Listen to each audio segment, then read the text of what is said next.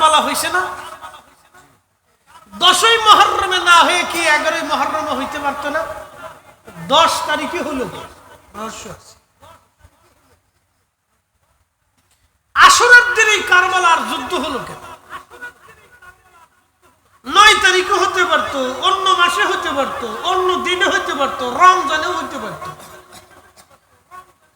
কুরবানির দিনে হতে পারতো, কিন্তু 10ই মুহররমে আশুরার দিনেই হলো কেন?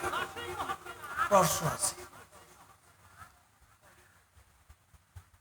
এই আশুরার দিনে নবী নূহ আলাইহিস সালামকে আল্লাহ নৌকা থেকে নামাইছিলেন। সুবহানাল্লাহ কইলেন না? সুবহানাল্লাহ কেন কই দিয়েছেন বুঝিয়ে দিচ্ছি। এখন প্রশ্ন করি, নূহ আলাইহিস সালাম কি আশুরার 10 তারিখে আল্লাহ নূহ থেকে নিলেন না নূহকে দিলেন? দিলেন। কিন্তু আশুরার 10 তারিখে আল্লাহ আমার নবী থেকে নিলেন। সাথে কন্যা মারহাবা। রহস্য আছে না? হ্যাঁ, রহস্য আছে। সাইয়েদুনা ইব্রাহিম আলাইহিস সালাতু ওয়াস সালাম 40 দিন আগুনের ভিতরে, আগুন থেকে যেই দিন বের করলেন সেই দিন আশুরার 10। তাহলে ইব্রাহিম আলাইহিস সালাম থেকে কি আল্লাহ নিলেন না ইব্রাহিমকে দিলেন? কিন্তু এই আশুরার 10-এ আল্লাহ আমার নবী থেকে নিলেন। এটা হলো রহস্য। মূসা আলাইহিস সালাতু ওয়াস সালাম নীল নদের সামনে, পিছনে ফেরাউনের বাহিনী, আল্লাহ বলেন হাতের লাঠি আঘাত করে। লাঠি আঘাত করলো, 12টা রাস্তা হয়ে গেল। ফেরাউন ডুবে মরল, মূসা আলাইহিস সালাম তার উম্মত নিয়ে পার হয়ে গেল। প্রশ্ন করি, এই দিনে কি আল্লাহ মূসা আলাইহিস সালাম থেকে নিলেন না মূসাকে দিলেন? কিন্তু এই দিনে আল্লাহ আমার নবী থেকে ইমাম হুসাইনকে, তার সন্তানদেরকে শাহাদাত দিয়ে আল্লাহ তার নবী থেকে এই আশুরার দিনে নিলেন।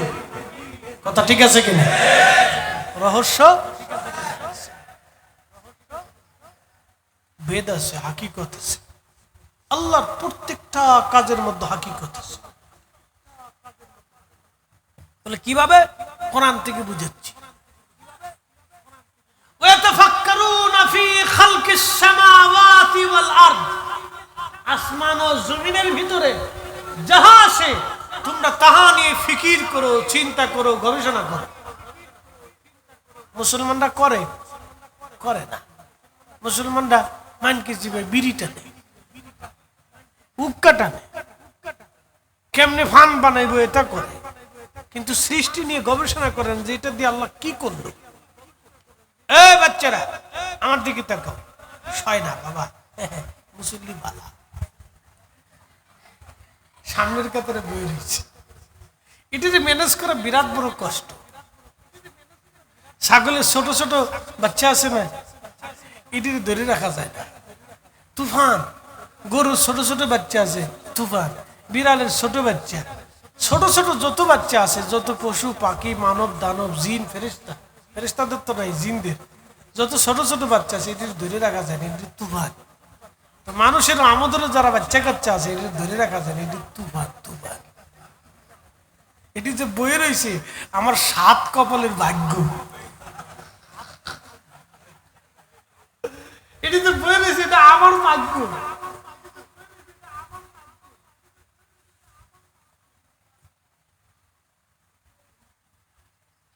প্রত্যেক হাকিকতের হাকিকত আছে। ওয়াতাফাক্কারুনা ফি খালকিস সামাওয়াতি বলা, আসমান ও জমিনের ভিতরে যা আছে সব নিয়ে তোমরা ফিকির করো, চিন্তা করো, গবেষণা করো। গবেষণা করার পরে তুমি কি করবা? তুমি নিজেই বলবো রব্বানা মা খালাকতা হাযা বাতিলা।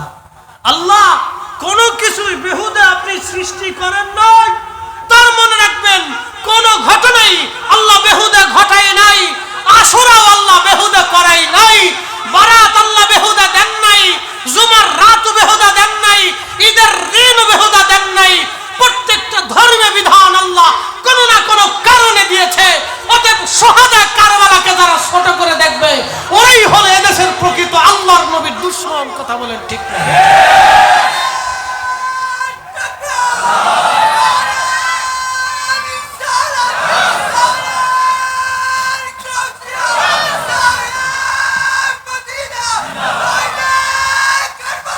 জিন্দাবাদ।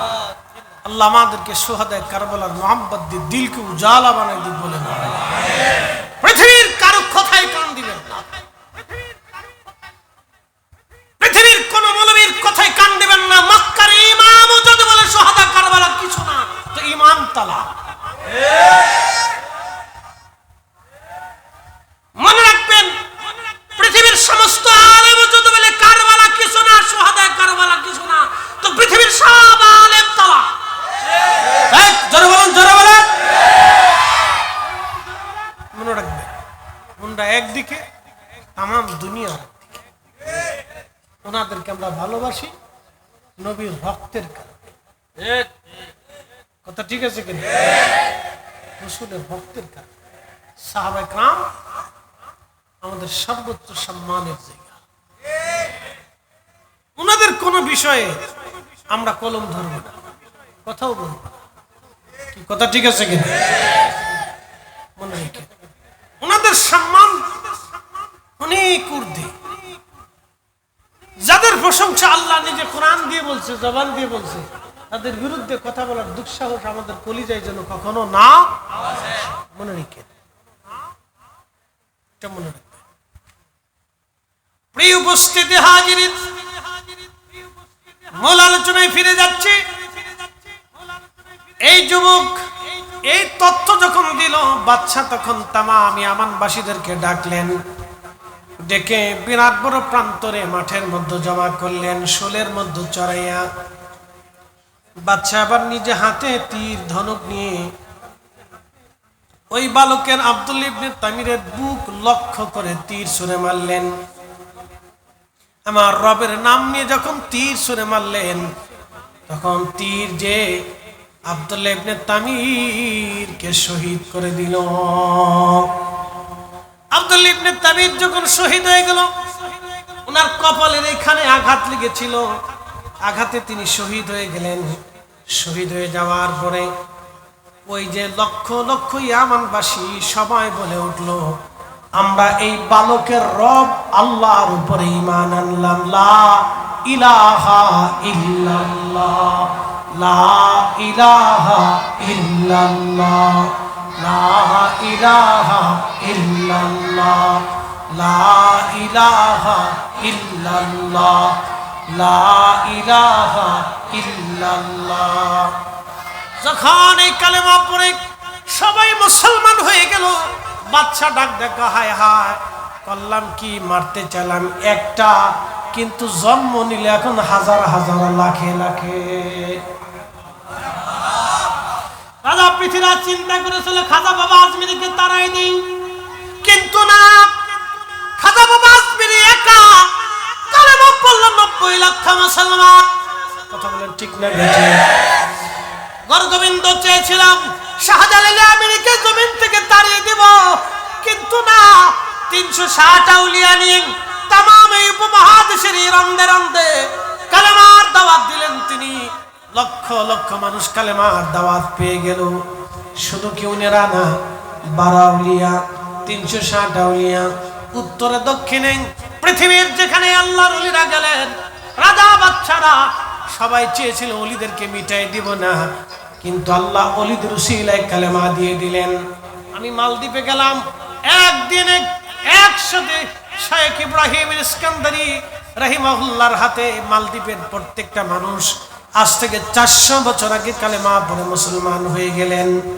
গেলাম মালয়েশিয়াতে, মালাক্কা সাগরের ভিতরে হুজুর গাউসে পাকের কলিজার টুকরা বেটা শেখ ইসমাইল সুলতান আরিফিন ইসমাইল বগদাদি আল হাসানি ওয়াল হুসাইনি রাহিমাহুল্লাহ ঘুমিয়ে আছেন। ওনার কারণে মালয়েশিয়ার রন্দে রন্দে কালেমার দাওয়াত পৌঁছে গেল। ইন্দো প্যাসিফিক অঞ্চল, ইন্দোনেশিয়া, মালয়েশিয়া, ফিলিপাইন্স, থাইল্যান্ড, এমনকি আরো অন্যান্য অঞ্চলগুলিতে কালেমার দাওয়াত ওনারা পৌঁছায় দিলেন। পৃথিবীর যেখানে ওলিরা গেছেন, ইসলাম আল্লাহ সেখানে নিয়ে গেছেন। ওলিরা যেখানে গেলেন, ইসলাম আল্লাহ সেখানে নিলেন। ওলিদের পদচারণা যেই জমিনে বেশি, ইসলামের দাওয়াত সেই জমিনে বেশি। আল্লাহ আল্লাহ তার ওলিদের পথে আমরা কবুল করে নিই। আওয়াজ তুলে জোরে বলেন আমিন। লক্ষ লক্ষ মানুষ কালেমা পড়ে, তো বাচ্চাকে হায় হায় মারতেছিলাম একটা, একটা তো মূল্য কিন্তু হাজার হাজার তৈরি হয়ে গেল, এটা কি? তো বাচ্চা সৈন্যদেরকে বললো, এক কাজ করো, এই শহরের দেশের মরমরে বিরাট বড় বড় করে গর্ত খনন করে লাকড়ি ঢেলে আগুন ধরিয়ে তারপরে এই আগুনের কুণ্ডলীর ভিতরে যারা আমাকে ক্ষুধা মানবে তাদেরকে ছেড়ে দিবে, যারা আমাকে ক্ষুধা মানবে না তাদেরকে আগুনের মধ্যে ফেলে দিবে।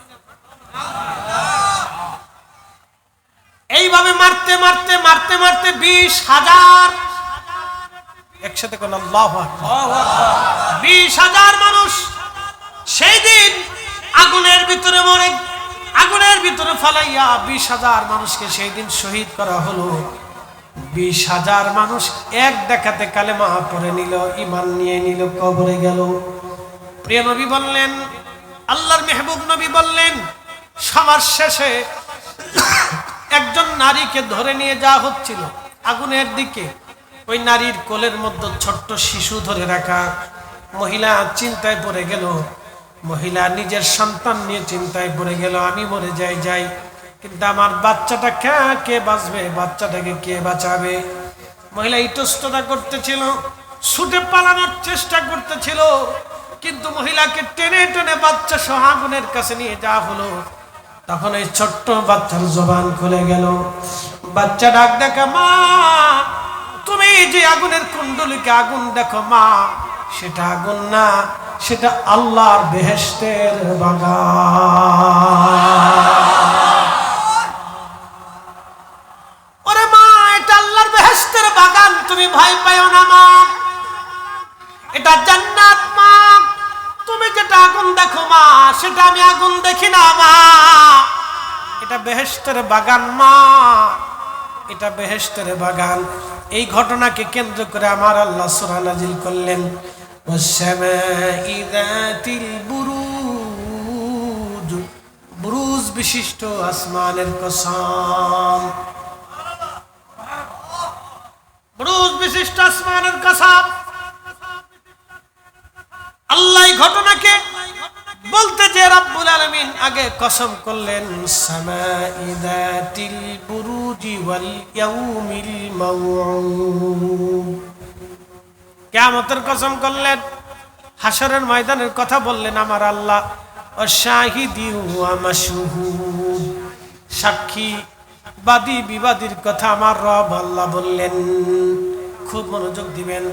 এরপরে আল্লাহ বললেন, কুতিলাস হাবুল উখুদুদিন নারি যাতিল ওয়াকুদ।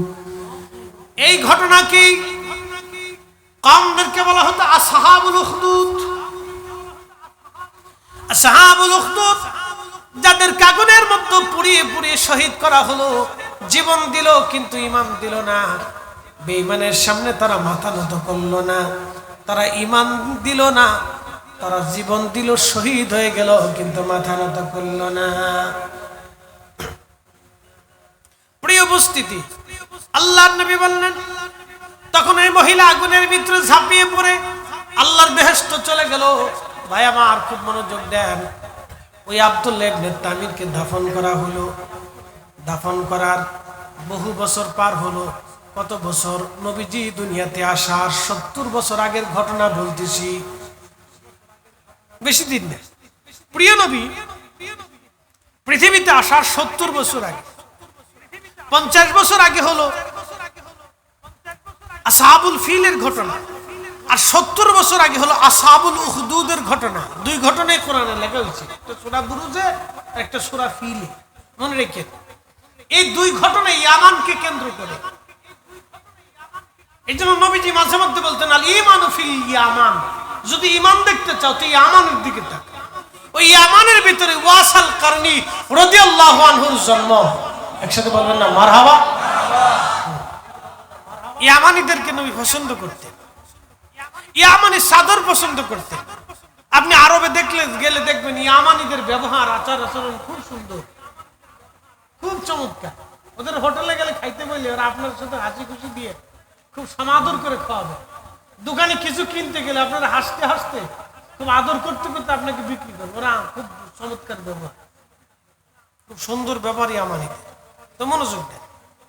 যে যেদিকে ফিরে যাচ্ছি, তো ইয়ামানকে কেন্দ্র করে দুইটা ঘটনা কোরআনে আছে, ফিলের ঘটনা আর একটা বুরুজের ঘটনা। তো নবীজি পৃথিবীতে আসার বেলাদতের 70 বছর আগে হচ্ছে আসহাবুল উখদুদের ঘটনা। তো নবীজি আসলেন 40 বছরে কোরআন নাজিল হলো, তাহলে 70 আর 40 110 বছর। এরপরে প্রিয় নবীজি আরো 23 বছর কোরআনের দ্বীনের খেদমত নবীজি দাওয়াত দিলেন, মানুষের ইমানের পথ দেখাইলেন। তাহলে আরো যদি 23 বছর হয়, তাহলে 10 আর 23 কত, 33 বছর। তাহলে হযরতে 133। আর এরপরে নবীজির ইন্তেকালের পরে আবু বকর এবং হযরত ওমরের জমানা। আবু বকরের খেলাফত কয় বছর ছিল? 3 বছর না? 3 বছরই তো বলবো না, এরকম এই তো 2 বছরের মতো, যা কত 2 বছর বা এরকমই। আমার ভালো স্মরণে নেই, যেটা দুঃখিত। তো এরকমই 2-3 বছরই খেলাফত ছিল। এরপর হযরত ওমর আসলো, তাহলে আমি ধরলাম 136 বছর পরে ইয়ামানে হযরত ওমরের আমলে খাল খনন চলতেছে। ইমাম ইবনে কাসির আল বেদাইতে লিখছে খাল খনন চলতেছে। আমার দিকে তাকা, ভালো করে শুনে যান, আপনাকে এগুলো জানতে হবে।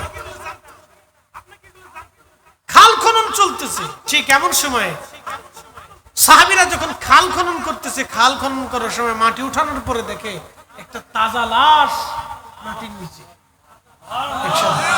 জোরে জোরে জোরে জোরে হাত এইভাবে দেওয়া ছিল কপালের, এই যে এখানে তীরের আঘাত ছিল, এইভাবে হাত দিয়ে তাকে শুয়ে রাখা হয়েছে। তাজা লাশ, চোখ তাজা, চুল তাজা, দেহ তাজা, তার ত্বক তাজা। একসাথে কোন আল্লাহু আকবার। 136 বছর পরেও তার দেহ তাজা। লোকেরা সাহাবেরা পর্যবেক্ষণ করে দেখলেন সেই আসহাবুল উখদুদের আব্দুল্লাহ ইবনে তামিরের লাশ। আল্লাহর কোরআন কত চমৎকার সত্য। ওয়ালা তাকুলু লিমান ইউকতালু ফি সাবিলিল্লাহি আমওয়াত। আল্লাহর পথে যারা মারা যায় তোমরা তাদেরকে মৃত মনে করিও না, বাল আহইয়া, বরং তারা জিন্দা। ওয়ালাকিন লা তাশউরুন, তোমরা বুঝো না।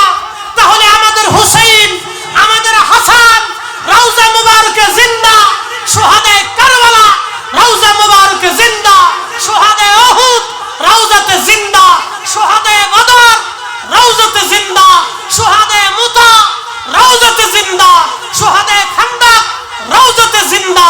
কথা বলেন ঠিক না বেটা? পৃথিবীতে বর্তমানে 200 কোটি মুসলমান আছে। 200 কোটি মুসলমানের ভিতরে 73টা ভাগে বিভক্ত মুসলমান আছে। শ্রেষ্ঠ মর্যাদাপূর্ণ যে অংশটা আমাদের নসিব হয়েছে সেটার নাম হচ্ছে আহলুস সুন্নাত ওয়াল জামাত। আল্লাহ আপনাকে এবং আমাকে আহলুস সুন্নাত ওয়াল জামাতের অনুসারী হিসেবে যুগের শ্রেষ্ঠ রাহবার, যুগের শ্রেষ্ঠ পথ প্রদর্শক মুর্শিদনা আপন পীর ও মুর্শিদের কাদেরিয়া, চিশতিয়া, নকশবন্দিয়া, মুজাদ্দিদিয়া বিভিন্ন তরিকতের উপরে আল্লাহ আমাদেরকে দায়েম এবং কায়েম রেখেছেন। এমনকি পৃথিবীর বৃদ্ধকালে বুঝতে পারতেছেন আমাদের নবী শেষ, নবীর পরে আর কোন নবী। আগের জমানাতে কিয়ামতের আলামত হিসেবে বোঝা হতো আখিরি নবী আসলে কিয়ামত সন্নিকট হবে। যেহেতু আখিরি নবী দুনিয়াতে আসছেন, অতএব পৃথিবীর বৃদ্ধকাল চলমান। এটা বুড়া হয়ে গেছে। সূর্য পশ্চিম আকাশে লালিমা আকার ধারণ করতেছে।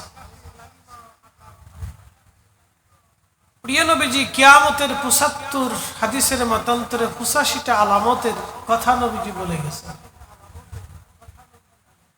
তার ভিতরে একটা 30 জন মিথ্যাবাদী নবুয়াত নবী হিসেবে দাবি করে। গোলাম আহমদ কাদিয়ানির মাধ্যমে সেই 30 জন পরিপূর্ণ হয়ে গেছে। পৃথিবীতে প্রচুর পরিমাণে বেহায়াপনার সয়লাব হয়ে যাবে। সেটার বাস্তবতা আজকে আপনি দৃশ্যমান। পৃথিবীর দিকে যদি আপনি তাকান তো নারীরা মনে করে আমরা অর্ধ উলঙ্গ হওয়াটাই বুঝি আমাদের ক্রেডিট অথবা বাহাবা পাওয়ার উপযুক্ত। নারীরা মনে করে আমরা অনেক সাজগোজ দিয়ে অর্ধপনা করে অর্ধলগ্ন হয়ে রাস্তায় বের হলেই বুঝি মানুষ আমাদেরকে অনেক সম্মান করে।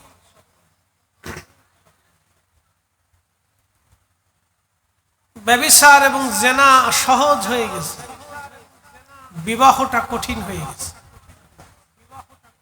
আবার বলি, ব্যভিচার এবং জেনাটা সহজ হয়েছে, বিবাহটা উম্মতের জন্য কঠিন হয়ে গেছে।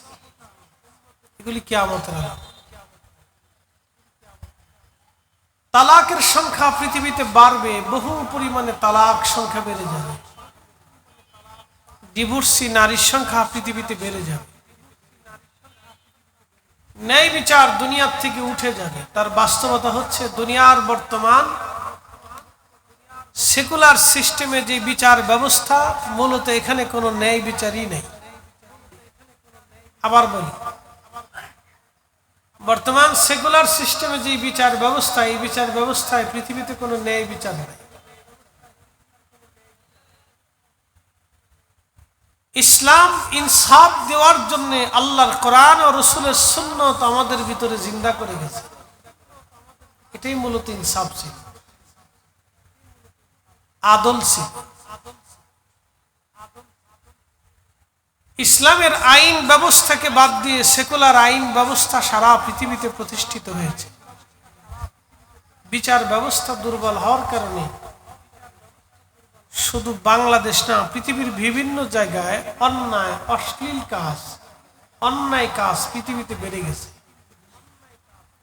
খুন, ধর্ষণ, রাহাজানি, চুরি, ডাকাতি বাড়ছে।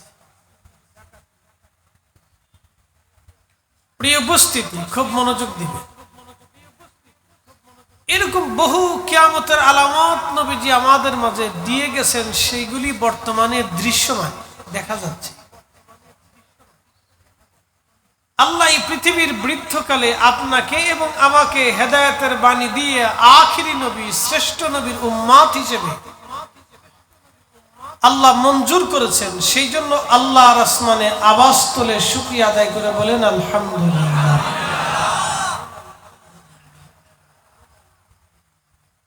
প্রিয় উপস্থিতি,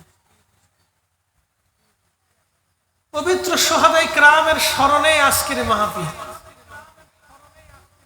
10 বছর ধরে মাহফিলটা চলমান আছে, 5 দিন ব্যাপী। কমিটি পশ্চিম কুসুমপুরা হুসাইনিয়া কাফেলা, নামটাও খুবই চমৎকার।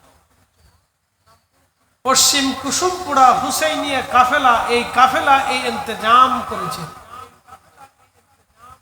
প্রশ্ন করি, দুনিয়ার মোহে না আখিরাতের জন্য? কেন? যাকে শহীদ করা হয়েছে তার নানাই হচ্ছেন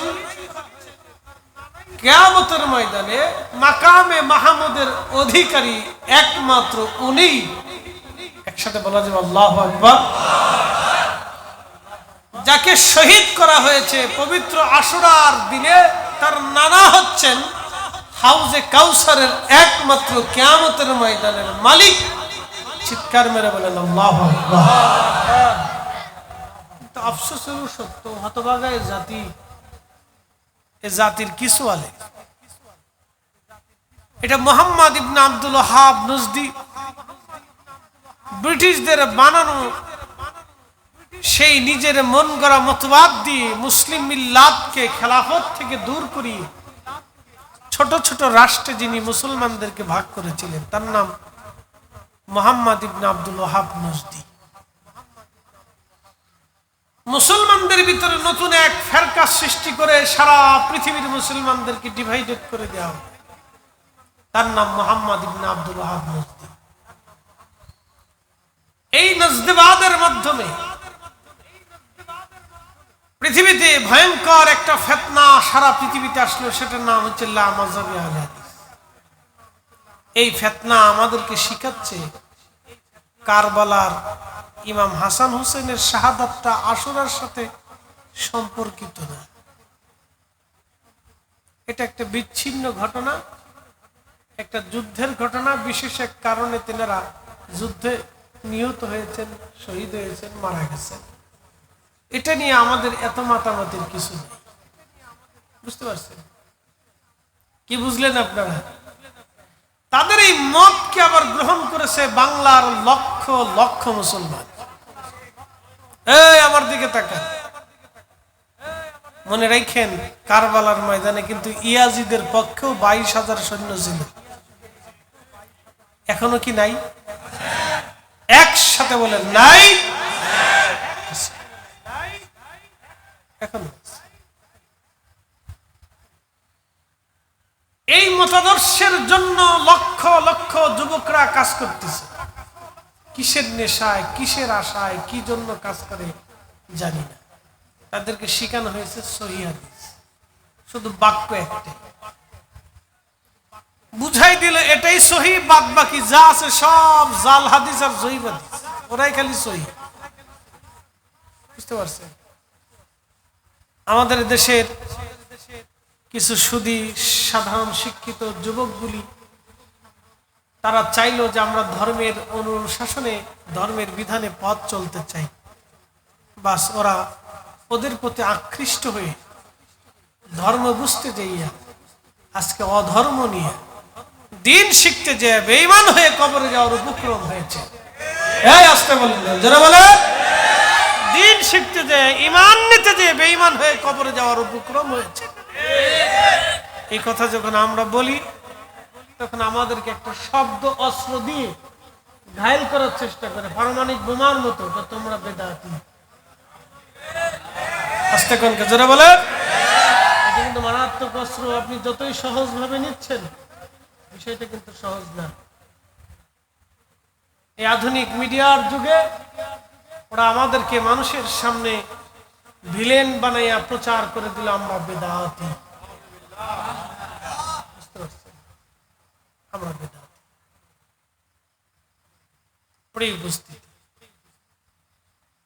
যেমন ফিলিস্তিনের স্বাধীনতাকামী যোদ্ধাদেরকে বলা হলো সন্ত্রাসী, আর যারা 75 বছর ধরে স্বাধীন দেশের মানুষের সম্পদ আর মাটি দখল করে অন্যায়ভাবে হাজার হাজার লক্ষ লক্ষ মানুষের জীবন কেড়ে নিয়ে ছোট্ট নিষ্পাপ শিশুদেরকে গুলি করে মেরে ফেলে দিয়ে বম্পিং করে হত্যা করার পরে ওরা হয়ে গেল আজকে পৃথিবীর শান্তিকামী।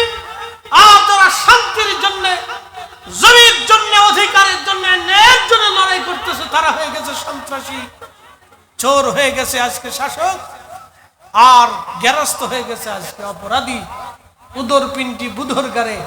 এটার নাম হচ্ছে বর্তমান মিডিয়া। মনে রাখবেন, আহলুস সুন্নাত ওয়াল জামাত আগেও ঠিক, এখনো ঠিক, কিয়ামত পর্যন্ত ঠিক। আহলুস সুন্নাত ওয়াল জামাত ছাড়া কোনো মা ওলির জন্ম দিতে পারে না। আহলুস সুন্নাত ওয়াল জামাতের আকীদা ছাড়া দরবারে মুস্তাফাতে কারো মঞ্জুরিয়াত হতে পারে না। আহলুস সুন্নাত ওয়াল জামাতের আকীদা ছাড়া কোন মায়ের পেট থেকে আল্লাহর ওলির জন্ম হতে পারে না, কোন মুজাদ্দিদ হতে পারে না, কোন কুতুব হতে পারে না, কোন আবদাল হতে পারে না, কোন আউলিয়া হতে পারে না। কথা বলেন ঠিক না?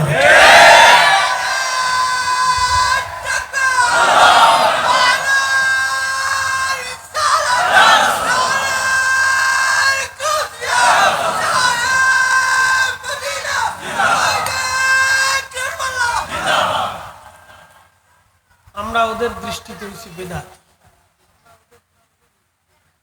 প্রিয় উপস্থিতি, পশ্চিম কুসুমপুরা হুসেইনি কাফেলা চমৎকার ইন্তজাম দিয়ে আপনাদেরকে কিয়ামতের ময়দানে একটা ঋণ থেকে বাঁচার সুযোগ করে দিয়েছে। সুবহানাল্লাহ বলবেন না আরেকটু জোরে?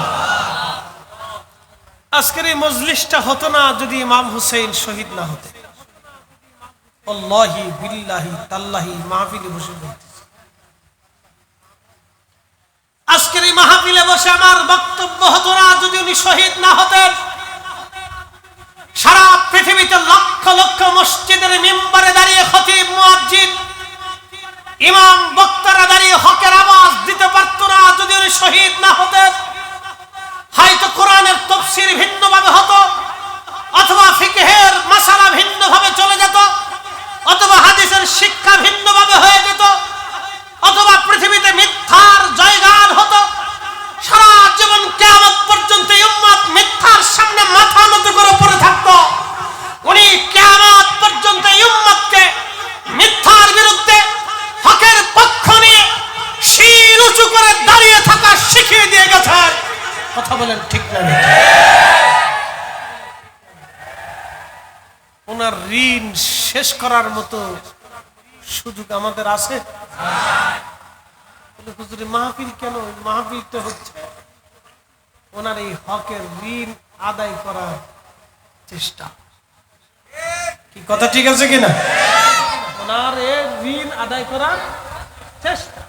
আদায় হবে না, চেষ্টা করতেছি ব্যাঙের মতো। ইব্রাহিম আলাইহিস সালামের ব্যাঙে যায় পেশাব করতেছে, তাই হাতার হোস পাইপ দিয়ে তো আর সেলো মেশিনের মতো পানি বেরোয় না। পানি যদ্দূর 5 গ্রাম 8 গ্রাম 10 গ্রাম পানি বেরোয়, কোন রকম সেরাত সেরাত করে বেরোয়।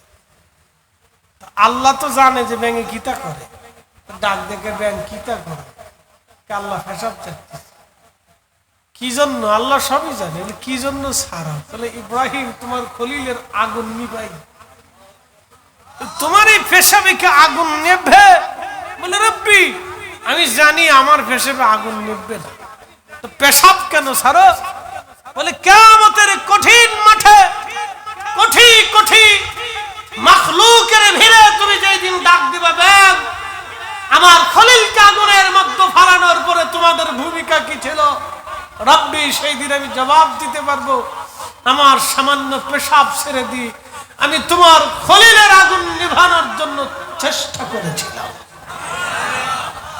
আমরাও জানি শুহাদায়ে কারবালা আমাদের নসিবে নাই, আমরা শহীদ আর হতে পারবো না, কিন্তু মাহফিল আদায় করে বসে দি অন্তত চেষ্টা করতেছি।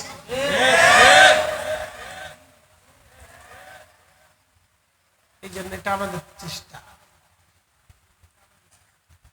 এই জন্য কুসুমপুরা হুসাইনিয়া কাফেলা একটু হক আদায় করার চেষ্টা করতেছে। শোনেন, বাংলাদেশে হাজার হাজার গ্রাম আছে, 68,000 গ্রাম আছে। কয়টা গ্রামে শুহাদায়ে কারবালার স্মরণে ওনাদের জন্য দোয়া করা হয় আমাকে একটু বুঝান তো।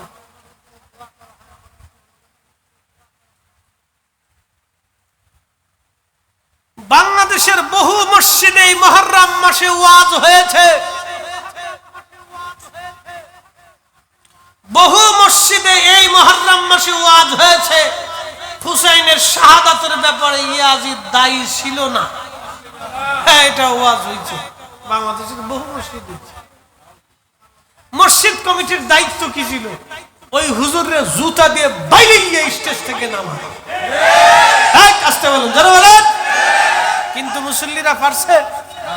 একসাথে বলেন পারছে? একসাথে বলেন পারছে?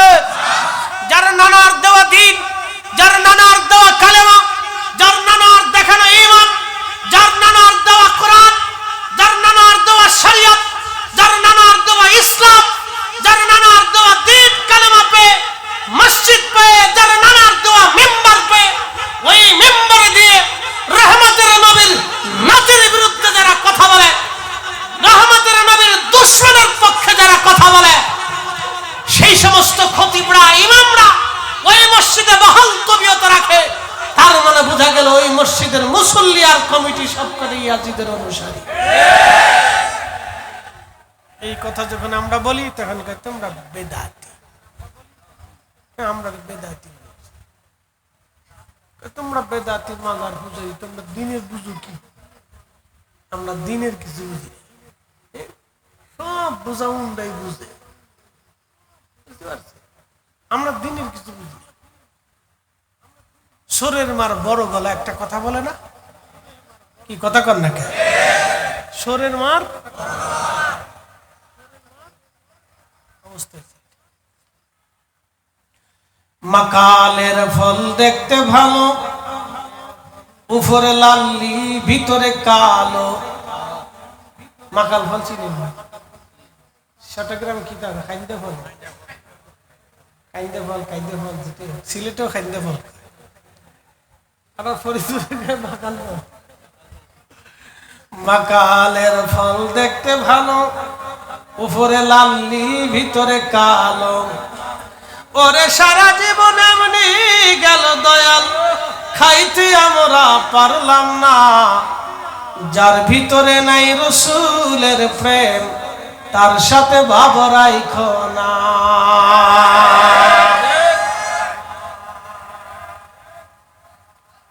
হিসাব বেটা খুব বুঝিয়ে লিখছে। মাকাল ফল দেখতে উপরে সুন্দর দেখা যায়, কিন্তু ভিতরে কালো। তো ইশকে রাসূল যদি কারো ভিতরে না থাকে, বাহিরে যত সুন্দর দেখা যাক মাকাল ফলের মতো, এর সাথে পীড়িত করিয়া দুনিয়াও শেষ হবে, কবরও শেষ হবে, আখিরাতও বরবাদ হবে। কারণ নবীজি বলেছেন, আল মারউ মা মান আহাব্বা, তুমি যাকে ভালোবাসো তার সাথেই তোমার হাসর নাসর হবে। সুবহানাল্লাহ বলা যাবে না? তাহলে আমরা শুহাদায়ে কারবালাকে ভালো, জোরে বলেন ভালো। তাহলে আমরা আশা করি হাসর নাসর ওনাদের কদমে হবে। কি কথা ঠিক আছে কিনা? আশা আছে না? আশা ছাড়বেন কে? আশা ছাড়িয়ে দিবেন কে? ডরায়েন না, আশা ছাড়েন না। বলে ভালোবাসেন বিধাই তো ইন্তজাম করছেন, বলে ভালোবাসেন বিধাই তো বসে আছেন। কেন আপনাদের মতো তো আরো হাজার হাজার মুসলমান রাস্তা দিয়ে ঘুরতেছে, বেহুদা বসে রয়েছে, টেলিভিশন দেখতেছে, চা খাচ্ছে, গল্প গুজব করতেছে, দুনিয়ার কাজে ব্যস্ত হয়েছে। আল্লাহ ভালোবাসে বিধায় আপনারা আজকে হুসাইনের মোহাব্বতের মাহফিলে বসাইছে। আল্লাহর দয়া। প্রিয় উপস্থিতি, খুব মনোযোগ দিবেন। কোরআন শরীফ থেকে আমি একটা সূরা বুরুজ তেলাওয়াত করেছি, তারই ধারাবাহিকতায় আমি আপনাদেরকে আজকে একটা ঘটনা শোনাবো। হযরত রাসূল করিম আল্লাহর প্যারা মেহবুব নবীজি সাল্লাল্লাহু আলাইহি সাল্লাম বলেন, আমার উম্মতেরা রে, পূর্ব জামানাতে ইয়ামান দেশের একজন রাজা ছিল। এই রাজার রাজ দরবারে একজন জাদুকর ছিল। জাদুবিদ্যার মাধ্যমে বিভিন্ন কাজ সে হাসিল করে সে রাজাকে সাহায্য করত। আগে দেখবেন হিন্দুদের রাজ দরবারে বড় বড় জাদুকর ছিল, এখনো দেখবেন হিন্দুদের কাছে বড় বড় জাদুকর আছে। ওরা তন্ত্র মন্ত্র সাধনা করে। দেখবেন হিন্দুদের ভিতরে নাগা সাধু আছে, ল্যাংটা, সারা জীবনই ল্যাংটা থাকে, জীবনে কাপড় পরে না। আছে ল্যাংটার সাথে। একটারে সাংবাদিকদের জিজ্ঞেস করলো, আপনি কত বছর কাপড় পরেন? 40 বছর কাপড় পরেন। বলে কি করতেছেন? ভগবান খুঁজতেছি। কি বুঝলেন আপনার? বেটা সারা জীবন ল্যাংটা হয়ে ভগবান তালাশ করতেছে। কি তা ভগবানের ভগবান, যে ল্যাংটার কাছে ভগবান দেখা পাগলের সুখ মনে মনে রায় তুলি তারা। এই ল্যাংটা সাধুর সামনে দেখি একজন প্রধানমন্ত্রী মোদি উভূত হয়ে পড়ে রয়েছে। এত একটা দেশের প্রধানমন্ত্রী ল্যাংটার সামনে দিয়ে একবারে ল্যাংটার লিঙ্কটু বরাবর সেজদা দিচ্ছে। আমি দেখে হাসতে পারছি না, আমি কি বেড়াও কি পাগল হয়ে গেল? ল্যাংটার সামনে লিঙ্কটু বরাবর সেজদা করতেছি।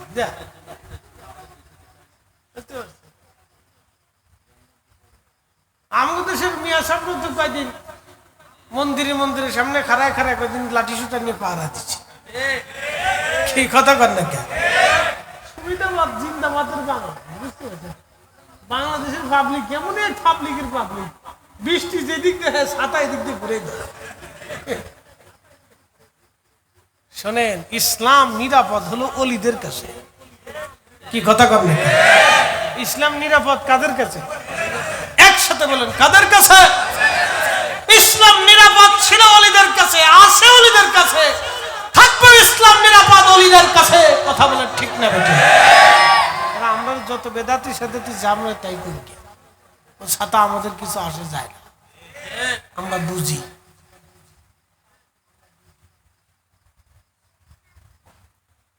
তো খুব মনোযোগ দিবেন। তো জাদুকর জাদুবিদ্যা দিয়ে বাদশার সাহায্য করতে। একদিন জাদুকর বলতেছে, বাদশাহ আমি তো বৃদ্ধ হয়ে গেছি, বয়স শেষ, কোন সময় মরে যায় ঠিক নেই, তা আপনি একটা মেধাবী সুদর্শন বালককে আমার কাছে দিয়ে যান, আমি তাকে জাদুবিদ্যা শিক্ষা দিয়ে আমার প্রতিনিধি বানিয়ে আপনার রাজ দরবারে নিযুক্ত করে দিই। তো বাচ্চা বলল, হক, কথা তো সুন্দর। তো একটা যুবককে ঠিক করছে, যুবকের নাম ছিল আব্দুল্লাহ ইবনে তামির। তো আব্দুল্লাহ ইবনে তামির খুব মেধাবী ছিল এবং সুদর্শনী সুন্দর যুবক। প্রত্যেক দিন জাদুকরের কাছে এসে জাদুবিদ্যা শিখত। একদিন আব্দুল্লাহ লক্ষ্য করল,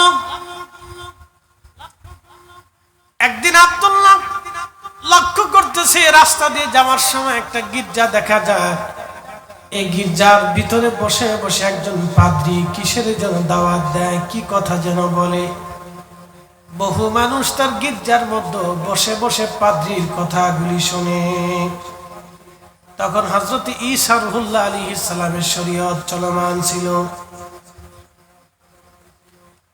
এই যুবক পাদ্রীর গির্জার দরজার পাশে দাঁড়ায় দাঁড়ায় পাদ্রীর কথাগুলি শুনতে লাগলো। কিছু কথা শোনার পরে তার ভালো লেগে গেল। প্রত্যেক দিন জাদুকরের কাছে যাওয়া আসার সময় এই তরুণ যুবকটা, এই বালকটা ওই পাদ্রীর পাশে দাঁড়ায় দাঁড়ায় তার কথাগুলি শুনে শুনে একদিন তার ভালো লাগলো। ডাক দিয়ে বলো, পাদ্রী তোমার কথাগুলি শুনে আমার কাছে যুক্তিপূর্ণ মনে হয়েছে, তোমার লজিকগুলি আমার কাছে ভালো লেগেছে, তোমার কথা তোমার ধর্ম পছন্দ হয়েছে, তোমার ধর্মে আমার দীক্ষা দিয়ে দাও, তোমার ধর্মে আমাকে শিক্ষা দিয়ে দাও। পাদ্রী বলল, বেটারে তাহলে তোমাকে অনেক কিছুই গোপন রাখতে হবে। যুবক বালকটা বলল, হ্যাঁ হুজুর আমি সব গোপন রাখবো। তুমি জাদুকরের কাছে যায় জাদুবিদ্যা শিখো, কারো কাছে বলা যাবে না তুমি আমার কাছ থেকে এই দিন শিখতেছো।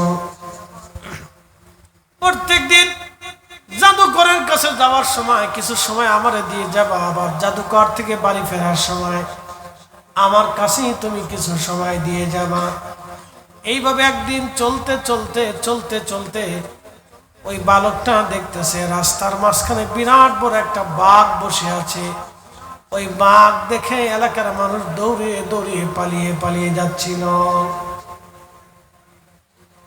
আল্লাহর নবী বললেন, হাতের ভিতরে একটা মস্ত বড় লাঠি নিয়ে পাথর নিয়ে বালকটা ডাক দিয়ে বলতেছে, হে রব, আপনি যদি সত্য হয়ে থাকেন এবং এই পাদ্রীর ধর্ম যদি সত্য হয়ে থাকে তাহলে পাথর নিক্ষেপ করব।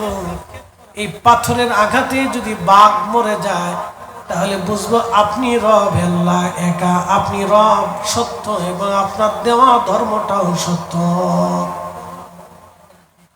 ওই বালক পাথরখানা নিয়ে বাঘের মাথা বরাবর মারার পরে বাঘ সাথে সাথে মারা পড়ে গেল।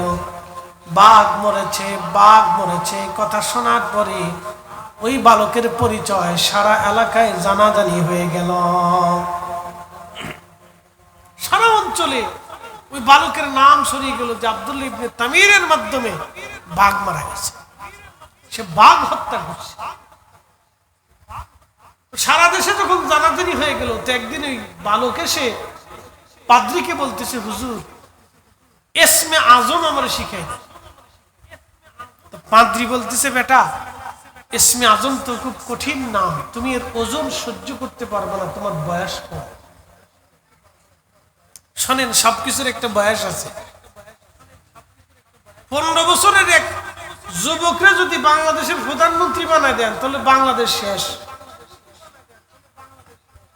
কথা বুঝেন নাই মনে হয়? 15 বছরের যুবকরা যদি বাংলাদেশের প্রধানমন্ত্রী বানান তো বাংলাদেশ শেষ, তার অভিজ্ঞতা নেই। 20 বছরের যুবকরা যদি বাংলাদেশের সেনা প্রধান বানায় দেন তো সেনাবাহিনীও শেষ, কারণ তার অভিজ্ঞতা নাই। এই জন্য বাস্তব অভিজ্ঞতা বয়সের একটা হিসাব আছে। সব বয়সে আল্লাহ সবারই সবকিছু দেয় না। এই জন্য নবুয়ত কিতাব নাজিল হওয়ার জন্য আল্লাহ 40 বছরকে পছন্দ করতেন।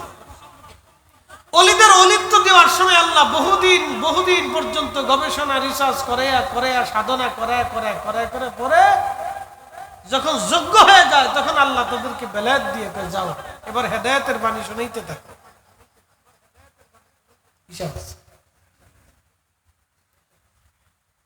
পাদ্রী বলতেছে, বেটারে তুমি এর ওজন সহ্য করতে পারবে না, কেন সে বয়স তোমার হয় না। হুজুর আমার ইসমে আজম জানতেই হবে, কেন আমি তোমাকে ইসমে আজম শিখিতে পারব। যুবকটা খুব মেধাবী ছিল। সে চলে যাওয়ার পরে তাওরাতে, জবুরে, ইনজিলে 3 কিতাবের ভিতরে আল্লাহর যত নাম ছিল প্রায় 3000-এর মতো আল্লাহর নাম ছিল। সুবহানাল্লাহ কইলেন না? আরো জোরে বলেন। কয় হাজার নাম ছিল? 3000 নাম ছিল আল্লাহ। আল্লাহর গুণাবলী সিফাতি নাম আছে 3000 তাওরাতে, জবুর, ইনজিল। আর কোরআন শরীফে আল্লাহ দিয়েছে 99টা। প্রিয় উপস্থিতি হাজিরিন, এই পাত্রে কিছুই জানতেন না। এই বালকটা 3000-এর মতো নামগুলি তীরের আগার মধ্যে, ফলার মধ্যে লেখলো। লেখার পরে একটা জায়গায় আগুন জ্বালাইলো।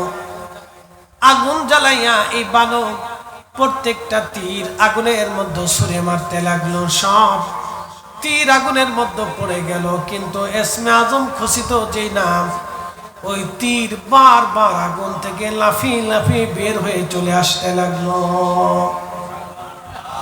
আরো জোরে বলে। আমি লিখিনি, এটি ইমাম ইবনুল কাসির লিখছে। হুজুর গৌসে পাক সিরুল আসরারের ভিতরে লিখছে। সম্ভবত বাহাজাতুল আসরারের ভিতরে আসছে। এই বালকটা ইসমে আজম নিয়ে পাদ্রীর কাছে যে বলল, হুজুর আমি ইসমে আজম পাইছি। পাদ্রী বলল, বেটারে ইসমে আজম যেহেতু পাইছো, তাহলে তোমাকে একটা ওসিয়ত করি, যদি কোনোদিন তুমি বিপদে পড়ে যাও তাহলে তুমি কিন্তু আমার নাম বলবে না, আমার পরিচয় বলবে না, আমাকে তুমি গোপন রাখবে। তখন ওই বালক বলল, হ্যাঁ হুজুর আমি আপনাকে গোপন রাখবো, চিন্তা নাই। কিন্তু পাদ্রী বুঝতে পেরেছে এই ছেলে ইসমে আজমের ওজন ধরে রাখতে পারবে না। ইসমে আজম নেওয়ার পরে আল্লাহ তার ভিতরে এমন একটা বরকত দিয়ে দিলেন, মুস্তাজাবাতুদ দাওয়া। সে আমার রবের কাছে যা চায়, ওয়া ইন সাআলানি লা উতিয়ান্নাহু ওয়া লা ইস্তাআযানি লা উইযান্নাহু, চাইতে দেরি হয়, আল্লাহর আসমান থেকে আসতে দেরি হয় না। একবার আওয়াজ তুলে বলা যাবে কি, ইয়া রাসূলুল্লাহ। আসতে দেরি হয় না, চাইতে দেরি হয়, তোমাকে আসতে দেরি হয় না। এটা মুস্তাজাবাতুদ দাওয়া, দোয়া কবুলিয়তের সর্বশেষ সীমানা ইসমে আজম সে জানি আওতা করে ফেলছে। তো মানুষরা তার কাছে এসে বিভিন্ন মাকসাদ নিয়ে, বিপদ নিয়ে, মুসিবত নিয়ে বলতো, আর সে দোয়া করতো, সাথে সাথে বিপদ চলে যেত। বান্দার তো নারী আসতো, সন্তান হয় না, দোয়া করতো, সন্তান হতো। বিভিন্ন জটিল কঠিন রোগী আসতো, দোয়া করতো, ভালো হয়ে যেত। তো রাজার এক উজির ছিল, সঙ্গত কারণে উজির একটা রোগে অন্ধ হয়ে গেছে, চোখে দেখে না। উজির জানতে পারছে যে আব্দুল্লাহ ইবনে তামির নামক এক যুবক আছে, সে অনেক মস্ত বড় জাদুকর। তারা জাদুকর মনে করে যে সে যা বলে তাই হয়ে যায়, যত জটিল কঠিন সমস্যা নিয়ে গেলে সমাধান হয়ে যায়। তখন এই উজির আস্তে আস্তে হাঁটতে হাঁটতে আব্দুল্লাহ ইবনে তামিরের দরজায় এসে বলল, বেটা আমি শুনছি তুমি নাকি চোখ ভালো করে দিতে পারো, তা আমি তো উজির, আমার চোখ ভালো করে দাও, আমার চাকরি চলে গেছে। আব্দুল্লাহ ইবনে তামির বলল, উজির আমি তো চোখ ভালো করি না, চোখ ভালো করে আল্লাহ। চোখ ভালো করে কে? আল্লাহ। একসাথে বলে আল্লাহ। আরো জোরে আল্লাহ। ওষুধে, ডাক্তারে, কবিরাজে কে করে? আল্লাহ। আল্লাহ কাজ উনি করে। এটা একটা উসিলা। এই পানি টানি, দোয়া কালাম, জিকির ফিকির, ওষুধ, রোগ নির্ণয় করা, ওই গাছের ভিতরে শেফা, মাছের ভিতরে শেফা আল্লাহ দিচ্ছে, উনিই করায় সব। ওনার আল্লাহু খায়রুল মাকিরিন, ওনারই সব কৌশল, কৌশল উনারই, উনি কৌশলওয়ালা। প্রিয় উপস্থিতি, খুব মনোযোগ দিবেন। কুসুমপুরাবাসী এই বালকটা ডাক দিয়ে বলতেছে, উজির তোমার চোখ ভালো হয়ে যাবে, কিন্তু শর্ত আছে, আমি তোমার জন্য দোয়া করব। আমার আল্লাহ তোমার চোখ ভালো করে দিবে, কিন্তু শর্ত হলো তোমাকে কালেমা পড়ে মুসলমান হতে হবে, ঈমানদার হতে হবে। উজির বলল, বেটারে চোখ যদি ভালো হয় তাহলে আমি ঈমান আনতে আমার সমস্যা কোথায়? তুমি আমার চোখ ভালো করো, দোয়া করো, আমি অবশ্যই তোমার কালেমা পড়ে মুসলমান হয়ে যাব। দেখেন ওলিরা পৃথিবীতে ইসলামের খেদমত কেমনে করছে, আমাদের একটা নমুনা দেখাচ্ছে। আগের যুগের ছিল, শুধু আমাদের যুগে না, শুধু আমাদের যুগে। শুধু চট্টগ্রামে আল্লাহর ওলি আসে নাই, ওলি সারা পৃথিবীতে আছে। শুধু বাংলাদেশে ওলি না, অনেকে বলে এই ওলি আল্লাহর বাংলাদেশ না, শুধু ওলি আল্লাহর বাংলাদেশ না, সারা দুনিয়া ওলিদের, সারা পৃথিবী ওলিদের।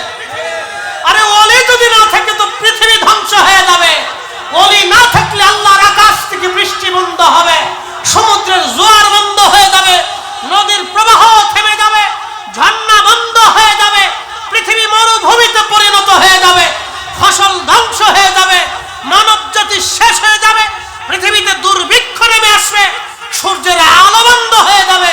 যদি ওলি না থাকে পৃথিবী ধ্বংস হয়ে যাবে। ওলি আসে বিদায় পৃথিবী টিকে আছে। সুটকে মৌলবী, সুটকে মুন্সি, আর লুটকে মোল্লা, কিতা কি কইল সাতা কিছু আসে যায়। ওলি আগেও ছিল, ওলি এখনো আছে, কিয়ামত পর্যন্ত ওলি থাকবে।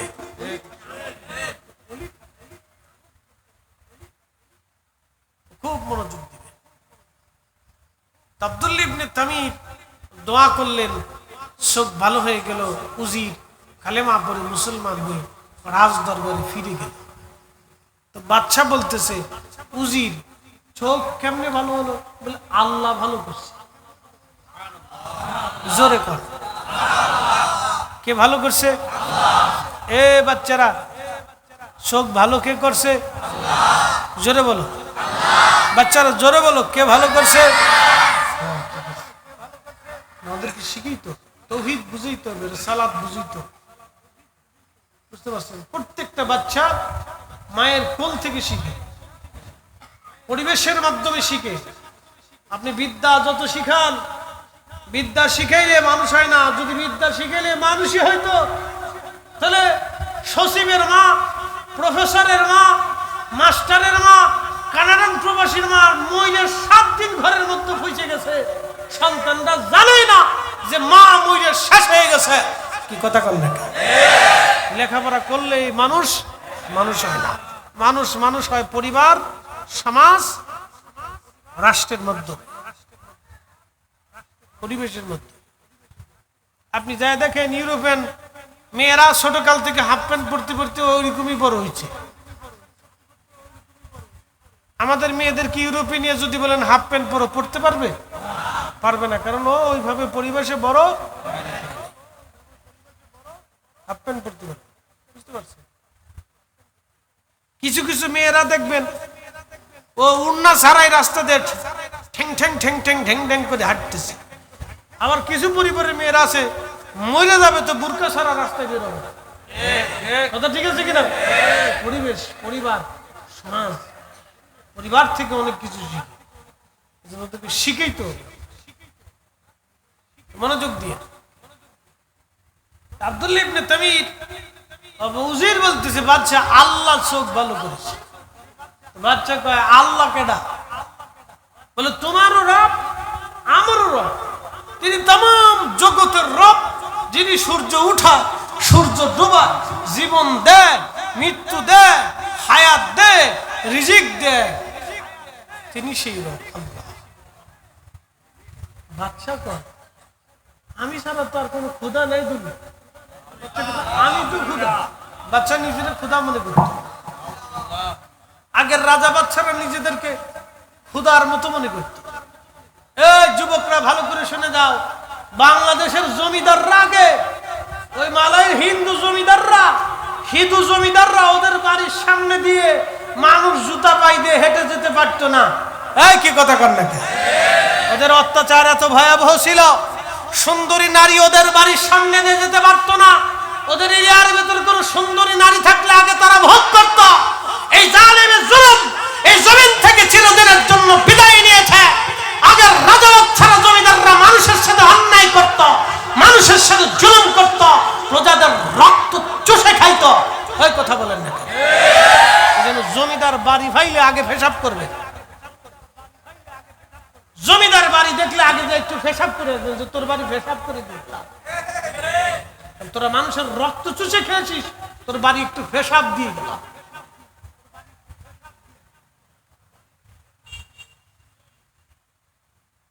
বুঝতে পারতেছেন?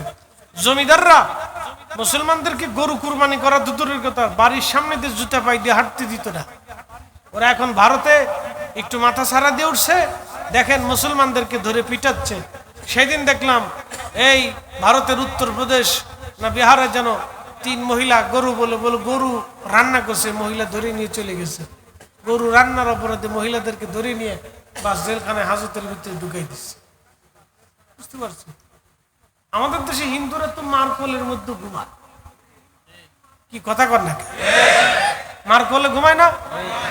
আমাদের দেশে শত শত হাজার হাজার হিন্দু শিক্ষক আছে না? কোনদিন কোন মুসলিম ছাত্র যায় বলছে যে তুই বেটা হিন্দু, আমি তোর কাছে পড়বো না? বলছে?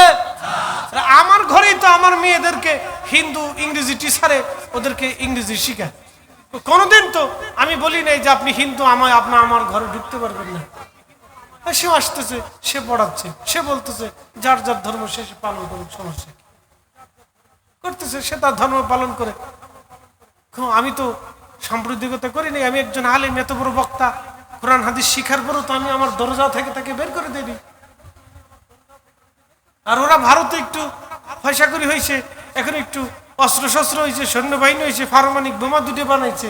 হ্যাঁ, মোদি আসার পরে মনে করছে আমরা বিশ্ব জয় করে ফেলছি। আরে বেটা, ওরা জানে না 800 বছর ধরে আমরা এই উপমহাদেশ শাসন করেছি। আমরা সেই জাতি, আমরা খাজা বাবা আজমিরের জাতি, আমরা সেই মুসলিম জাতি, আমরা সেই সুলতান মাহমুদ গজনবীর বংশধর। এই কথা বলেন না। যদি আমরা অত্যাচার করতাম আর জুলুম করতাম, তাহলে এই জমিন থেকে মূর্তি পূজা, আগুন পূজা, মাছ পূজা, পাথর পূজা মাটির সাথে মুসলমানরা মিশিয়ে দিতে পারত।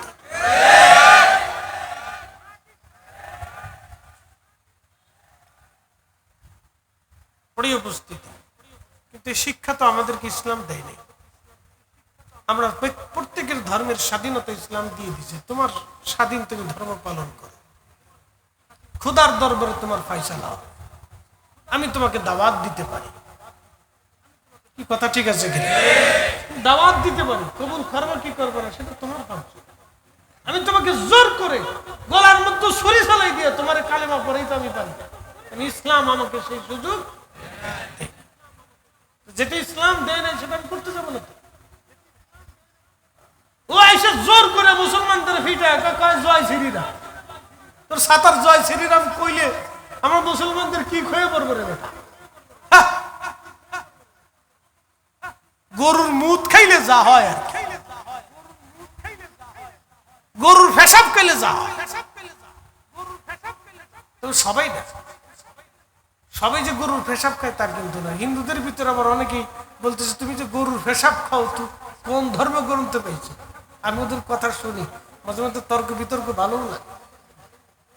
কিছু কিছু হিন্দু সাধু আছে, তারাও ওদের প্রতিবাদ করে, এই তোরা গরুর মুদ খাইস কি? গরুর দুধ খা, তোর মুদ খাইছে কইছে কি? আবার এক সাধুরে দেখতেছি, সে বলতেছে গরু যদি তোদের মা হয় তাহলে পরে গরুর বাছুর তোর ভাই হবে? এই কি কথা কর না? হিন্দু সাধু তো খারাপ কিছু বলে না, হ্যাঁ আবার যুক্তি দিয়ে বলছে তাহলে গরু যদি মা হয় তাহলে বাছুর তোর ভাই হবে। তাহলে ভাইরে তুই তোর ঘরের ভিতরে নিয়ে আদর করে খাওয়াবি, তোর ভাই তোর তাহলে গোয়াল ঘরে থাকে কে, তোর ঘরে থাকবে? কি কথা কর না? বেটা কি খারাপ কিছু কইছে? যুক্তিপূর্ণই তো কইছে। তো মারে যদি মা হয় তা গলার ভিতর রশি দিয়ে তুই গোয়াল করে হান্ডে রেখছিস কে? তোর বিছানার ভিতরে না তোর মারে ঘুম পাড়াবে। কি কথা কর না? জোরে বলে। যুক্তি কথা তো আছে। এইটা কইয়া মুসলমানদেরকে মাইরে পিটাইয়া সারা ভারতের ভিতরে একটা অশান্তি করছে, সেই ধাক্কা বাংলাদেশে হয়েছে না। বছরের পর বছর আমরা একসাথে বসবাস করতেছি, একসাথে বাজার করি, কিন্তু হিন্দুর দোকানে বৈশাখ কাপড় কিনি, মিষ্টি খাই আমরা। কি কথা কর না? আমাদের কোন বক্তা আজও পর্যন্ত কোনোদিন বলছি যে হিন্দুর দোকান থেকে মিষ্টি কিনো না?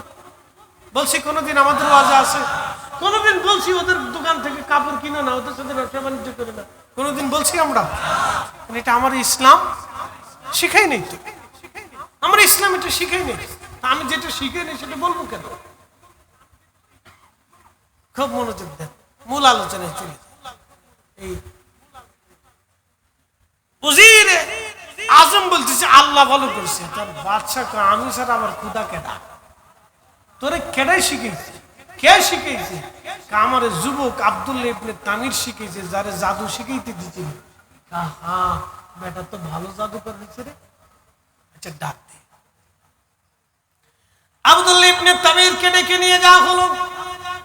প্রিয় নবী বলতেছেন আব্দুল্লাহ ইবনে তামিরকে ডেকে নিয়ে যাওয়ার পরে আব্দুল্লাহ ইবনে তামির বাদশা বলল, বেটা রে তুমি তো সুন্দর জাদু শিখেছ।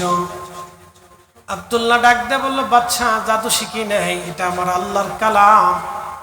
তখন বাদশা বলে, ব্যাপার কি? তুমি এই ধর্ম কোথা থেকে শিখেছ? বলে পাদ্রী থেকে শিখেছি। ধরে আনো পাদ্রীকে। পাদ্রীকে ধরে আনার পরে পাদ্রীকে বেঁধে রাখা হলো, শুলে চড়ানো হবে। পাদ্রী এই ধর্ম কি ছেড়ে দিবা? পাদ্রী বলে, না, জীবন যাবে ঈমান যাবে না, জীবন যাবে ঈমান যাবে না। একবার আওয়াজ তুলে বলা যাবে আল্লাহু আকবার। তেলের গাড়ি তেলে চলে, হাওয়ার গাড়ি হাওয়ায় উড়ে, বিনা তেলে চালায় গাড়ি নবী সুলাইমান। আমরা সেই মুসলমান, আমরা সেই মুসলমান।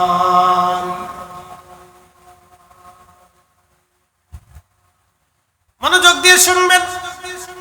পাদ্রী গলার মাথার উপরে কোনাত চেপে ধরলো। বাদশার লোকেরা বলো কালেমা সারবি? বলে না। তাহলে তোমাকে কোনাত দিয়ে চিরে চিরে ফেলে ফেলা হবে। পাদ্রীর মাথা থেকে কোনাত দিয়ে ফেরে ফেরে ফেরে ফেরে পুরা শরীর দ্বিখণ্ডিত করে তাকে শহীদ করা হলো। পাদ্রী জীবন দিল কিন্তু ঈমান দিল না। বাদশা বলল, যুবক আব্দুল্লাহ, বালক আব্দুল্লাহ, তুমি কি ধর্ম ছাড়বে? বালক বলল, বাদশা এটা কখনোই হতে পারে না, এই ধর্ম আমি কখনোই ছাড়ব না। বালককে বলা হলো, তাহলে তাকে শুলের মধ্যে চড়াও। শুলের মধ্যে চড়াইয়া তার বুক লক্ষ্য করে তীর ছুঁড়ে মারা হলো। যতগুলি তীর তাকে মারা হলো, সবগুলি তীর তার বুকের সামনে থেকে সরে সরে জমিনে মাটির মধ্যে পড়ে যেতে লাগলো। একটা তীর তার বুকের মধ্যে বিঁধে যায় নাই। জোরে বলা যাবে সুবহানাল্লাহ। একটা তীরও ঢুকলো না। বাচ্চা বলল, তাকে পাহাড়ে নিয়ে যাও। বাচ্চা ডাক দেয়, বালক রে, তোর বুকের মধ্যে তীর কেন ঢোকে না? কে তোকে বাঁচায়? বালক ডাক দেখে, বাচ্চা আমার রব, আমার আল্লাহ আমাকে বাঁচায়। ঠিক আছে, তাহলে তার পাহাড়ের উপরে নিয়ে যাও। পাহাড়ের উপরে সৈন্যরা নিয়ে গেল পাহাড় থেকে ফেলে দেওয়ার জন্য। পাহাড়ের চূড়াতে নিয়ে যখন তাকে ফেলে দিবে, ভূমিকম্প হয়ে রাজার সৈন্যরা পাহাড় থেকে পড়ে মারা গেল। ওই বালক হেঁটে হেঁটে আবার রাজ দরবারে আসছে। রাজা ডাক ডাকা, বালক কে তোমাকে বাঁচাইলো? বালক ডাক ডাক, রাজা আমার রব আমার আল্লাহ আমাকে বাঁচাইছে। কখনো তোমাকে যদি ভুলি, হেদায়েতের আলো জেলে নিয় কাছে তুলি। কখনো তোমাকে যদি ভুলি, হেদায়েতের আলো জেলে নিয় কাছে তুলি। ঠাই দিও প্রিয়তম অগমহিয়ান, তুমি রহমান তুমি মেহেরবান। অন্ধ গাহে না শুধু তোমার গুণগান, অন্ধ গাহে না শুধু তোমার গুণগান। বুঝেও বুঝে না তবু শান, তুমি রহমান তুমি মেহেরবান। সালাতুন ইয়া রাসূলুল্লাহ,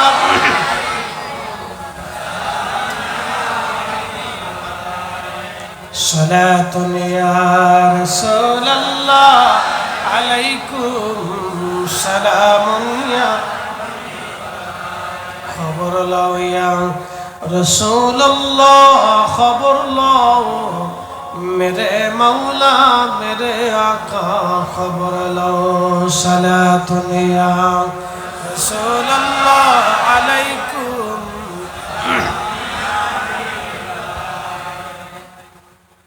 এ ভাইরা আমার, তখন এই পাত্রিক এই যুবককে বালককে বলা হলো, তাহলে তাকে নিয়ে যাও সাগরের মধ্যে ছেড়ে দাও। সাগরে নিয়ে যাওয়া হলো, বর্তমান ইয়ামান, ইয়ামান সাগরের ভিতরে তাকে নিয়ে যাওয়া হলো। সাগরে নিয়ে যে গভীর সাগরে যখন রওনা করা হলো, ঝড় তুফানে নৌকা ডুবে গেল, জাহাজ ডুবে যে রাজার সৈন্যরা মরে গেল। অলৌকিকভাবে এই বালকটা সাগর থেকে বেঁচে আবার রাজদরবারে ফিরে আসছে। রাজা ডাকতে বলতেছে, বালক কে তোমাকে বাঁচাইলো? বলে, আমার আল্লাহ আমাকে বাঁচাইছে। ভাইজান, তখন এই রাজা ডাকতে বলল, বালক রে তুমি কি মারা যাবে না? তোমাকে কি মারা যাবে না? বালক ডাক ডাকা, রাজা আমাকে মারা যাবে, কিন্তু একটা শর্ত আছে। বলে, শর্ত কি? আমি আমানবাসীদেরকে তুমি একটা বিরাট বড় প্রান্তরে মাঠের মধ্যে জমা করবা। মাঠের মধ্যে জমা করার পরে শুলের মধ্যে তুমি আমারে চড়াইয়া বেঁধে নিয়ে তোমার হাতে তীর নিয়ে বিসমিল্লাহি রাব্বি হাদাল গোলাম বলে তুমি এই তীরখানা আমার বুকের দিকে ছুঁড়ে দিবে। এই তীরখানা যদি আমার রবের নামে তুমি ছুঁড়ে দাও, তাহলে অবশ্যই আমি শহীদ হয়ে যাব। যত সময় আমার রবের নামে তীর ছুঁড়ে না মারবা, তত সময় পৃথিবীর কোন শক্তি আমাকে মারতে পারবে না। একবার আওয়াজ তুলে বলা যাবে আল্লাহু আকবার। শোনেন, প্রত্যেক হাকিকতের হাকিকত আছে, রহস্য আছে, প্রত্যেক সৃষ্টির রহস্য আছে। আমি বুঝাইতেছি, আমি এই পর্যন্ত রাখলাম, পরের অংশে আসতেছি। কারবালা হয়েছে না? 10ই মুহররমে না হয়ে কি 11ই মুহররমে হইতে পারতো না? 10 তারিখে হলো। রহস্য আছে। আশুরার দিনে কারবালার যুদ্ধ হলো কেন? 9 তারিখে হতে পারতো, অন্য মাসে হতে পারতো, অন্য দিনে হতে পারতো, রমজানে হতে পারতো, কুরবানির দিনে হতে পারতো, কিন্তু 10ই মুহররমে আশুরার দিনই হলো কেন? রহস্য আছে। এই আশুরার দিনে নবী নূহ আলাইহিস সালামকে আল্লাহ নৌকা থেকে নামাইছিলেন। সুবহানাল্লাহ কইলেন না? সুবহানাল্লাহ কেন কইতেছেন বুঝাইতেছি। এখন প্রশ্ন করি, নূহ আলাইহিস সালাম কি আশুরার 10 তারিখে আল্লাহ নূহ থেকে নিলেন না নূহকে দিলেন? দিলেন। কিন্তু আশুরার 10 তারিখে আল্লাহ আমার নবী থেকে নিলেন। সাথে কন্যা মারহাবা। রহস্য আছে না? হ্যাঁ, রহস্য আছে। সাইয়েদুনা ইব্রাহিম আলাইহিস সালাতু ওয়াস সালাম 40 দিন আগুনের ভিতরে, আগুন থেকে যেই দিন বের করলেন সেই দিন আশুরার 10। তাহলে ইব্রাহিম আলাইহিস সালাম থেকে কি আল্লাহ নিলেন না ইব্রাহিমকে দিলেন? কিন্তু এই আশুরার 10-এ আল্লাহ আমার নবী থেকে নিলেন। এটা হলো রহস্য। মূসা আলাইহিস সালাতু ওয়াস সালাম নীল নদের সামনে, পিছনে ফেরাউনের বাহিনী, আল্লাহ বলেন হাতের লাঠি আঘাত করো। লাঠি আঘাত করলো, 12টা রাস্তা হয়ে গেল। ফেরাউন ডুবে মরল, মূসা আলাইহিস সালাম তার উম্মত নিয়ে পার হয়ে গেল। প্রশ্ন করি, এই দিনে কি আল্লাহ মূসা আলাইহিস সালাম থেকে নিলেন না মূসাকে দিলেন? কিন্তু এই দিনে আল্লাহ আমার নবী থেকে ইমাম হুসাইনকে, তার সন্তানদেরকে শাহাদাত দিয়ে আল্লাহ তার নবী থেকে এই আশুরার দিনে নিলেন। কথা ঠিক আছে কিনা? রহস্য বেদ আছে, হাকিকত আছে। আল্লাহর প্রত্যেকটা কাজের মধ্যে হাকিকত আছে। তাহলে কিভাবে? কোরআন থেকে বুঝাচ্ছি। ওয়াতাফাক্কারুনা ফি খালকিস সামাওয়াতি ওয়াল আরদ, আসমান ও জমিনের ভিতরে যাহা আছে তোমরা তাহা নিয়ে ফিকির করো, চিন্তা করো, গবেষণা করো। মুসলমানরা করে? করে না। মুসলমানরা মানকে জীবে বিড়িটা নেই, উক্কাটা নেই, কেমনে ফান বানাইবো এটা করে। কিন্তু সৃষ্টি নিয়ে গবেষণা করেন যে এটা দিয়ে আল্লাহ কি করলো। এই বাচ্চারা আমার দিকে তাকাও, ছয় না বাবা, মুসল্লি বালা সামনের কাতারে বই রয়েছে। এটা যে ম্যানেজ করা বিরাট বড় কষ্ট। ছাগলের ছোট ছোট বাচ্চা আছে না, এটি ধরে রাখা যায় না, তুফান। গরুর ছোট ছোট বাচ্চা আছে, তুফান। বিড়ালের ছোট বাচ্চা, ছোট ছোট যত বাচ্চা আছে, যত পশু পাখি মানব দানব জিন ফেরেশতা, ফেরেশতাদের তো নাই, জিনদের যত ছোট ছোট বাচ্চা আছে এটি ধরে রাখা যায় না, এটি তুফান। তো মানুষের আমাদেরও যারা বাচ্চা কাচ্চা আছে এটি ধরে রাখা যায় না, এটি তুফান। তুফান এটি যে বয়ে রয়েছে আমার 7 কপালের ভাগ্য। এটি যে বয়ে রয়েছে এটা আমার ভাগ্য।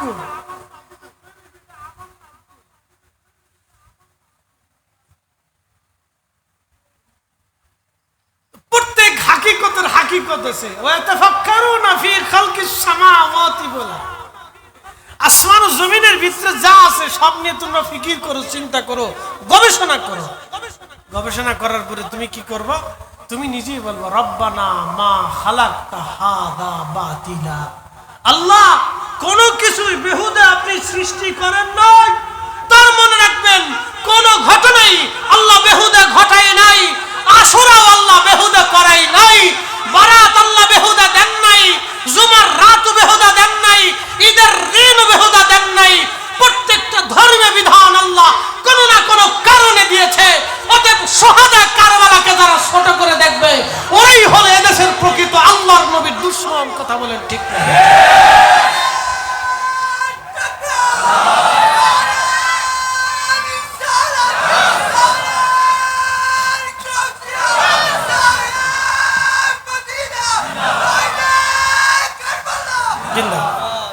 আল্লাহ আমাদেরকে শুহাদায়ে কারবালার মোহাম্মত দিয়ে দিলকে উজালা বানাই দিন বলেন। পৃথিবীর কারো কথায় কান দিবেন না। পৃথিবীর কোন মৌলবীর কথায় কান দিবেন না। মক্কার ইমামও যদি বলে শুহাদা কারবালা কিছু না, তো ইমান তালা। মনে রাখবেন পৃথিবীর সমস্ত আলেমও যদি বলে কারবালা কিছু না, শুহাদা কারবালা কিছু না, তো পৃথিবীর সব আলেম তালা। জোরে বলেন, জোরে বলেন। মনে রাখবেন ওনারা একদিকে, তাম দুনিয়া। ওনাদেরকে আমরা ভালোবাসি নবীর রক্তের কারণে। কথা ঠিক আছে কিনা? রাসূলের রক্তের কারণে। সাহাবায়ে কেরাম আমাদের সর্বোচ্চ সম্মানের জায়গা। ওনাদের কোন বিষয়ে আমরা কলম ধরব না, কথাও বলবো না। কি কথা ঠিক আছে কিনা?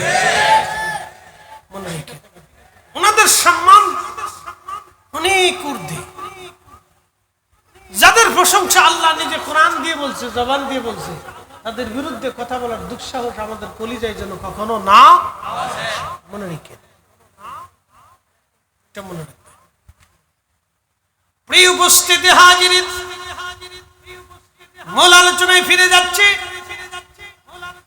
এই যুবক এই তথ্য যখন দিল, বাদশা তখন তামাম ইয়ামানবাসীদেরকে ডাকলেন, ডেকে বিরাট বড় প্রান্তরে মাঠের মধ্যে জমা করলেন, শোলের মধ্যে চড়াইয়া। বাদশা আবার নিজে হাতে তীর ধনুক নিয়ে ওই বালকের আব্দুল্লাহ ইবনে তামিরের বুক লক্ষ্য করে তীর ছুঁড়ে মারলেন। আমার রবের নাম নিয়ে যখন তীর ছুঁড়ে মারলেন, তখন তীর যে আব্দুল্লাহ ইবনে তামিরকে শহীদ করে দিল। আব্দুল্লাহ ইবনে তামির যখন শহীদ হয়ে গেল, ওনার কপালের এখানে আঘাত লেগেছিল, আঘাতে তিনি শহীদ হয়ে গেলেন।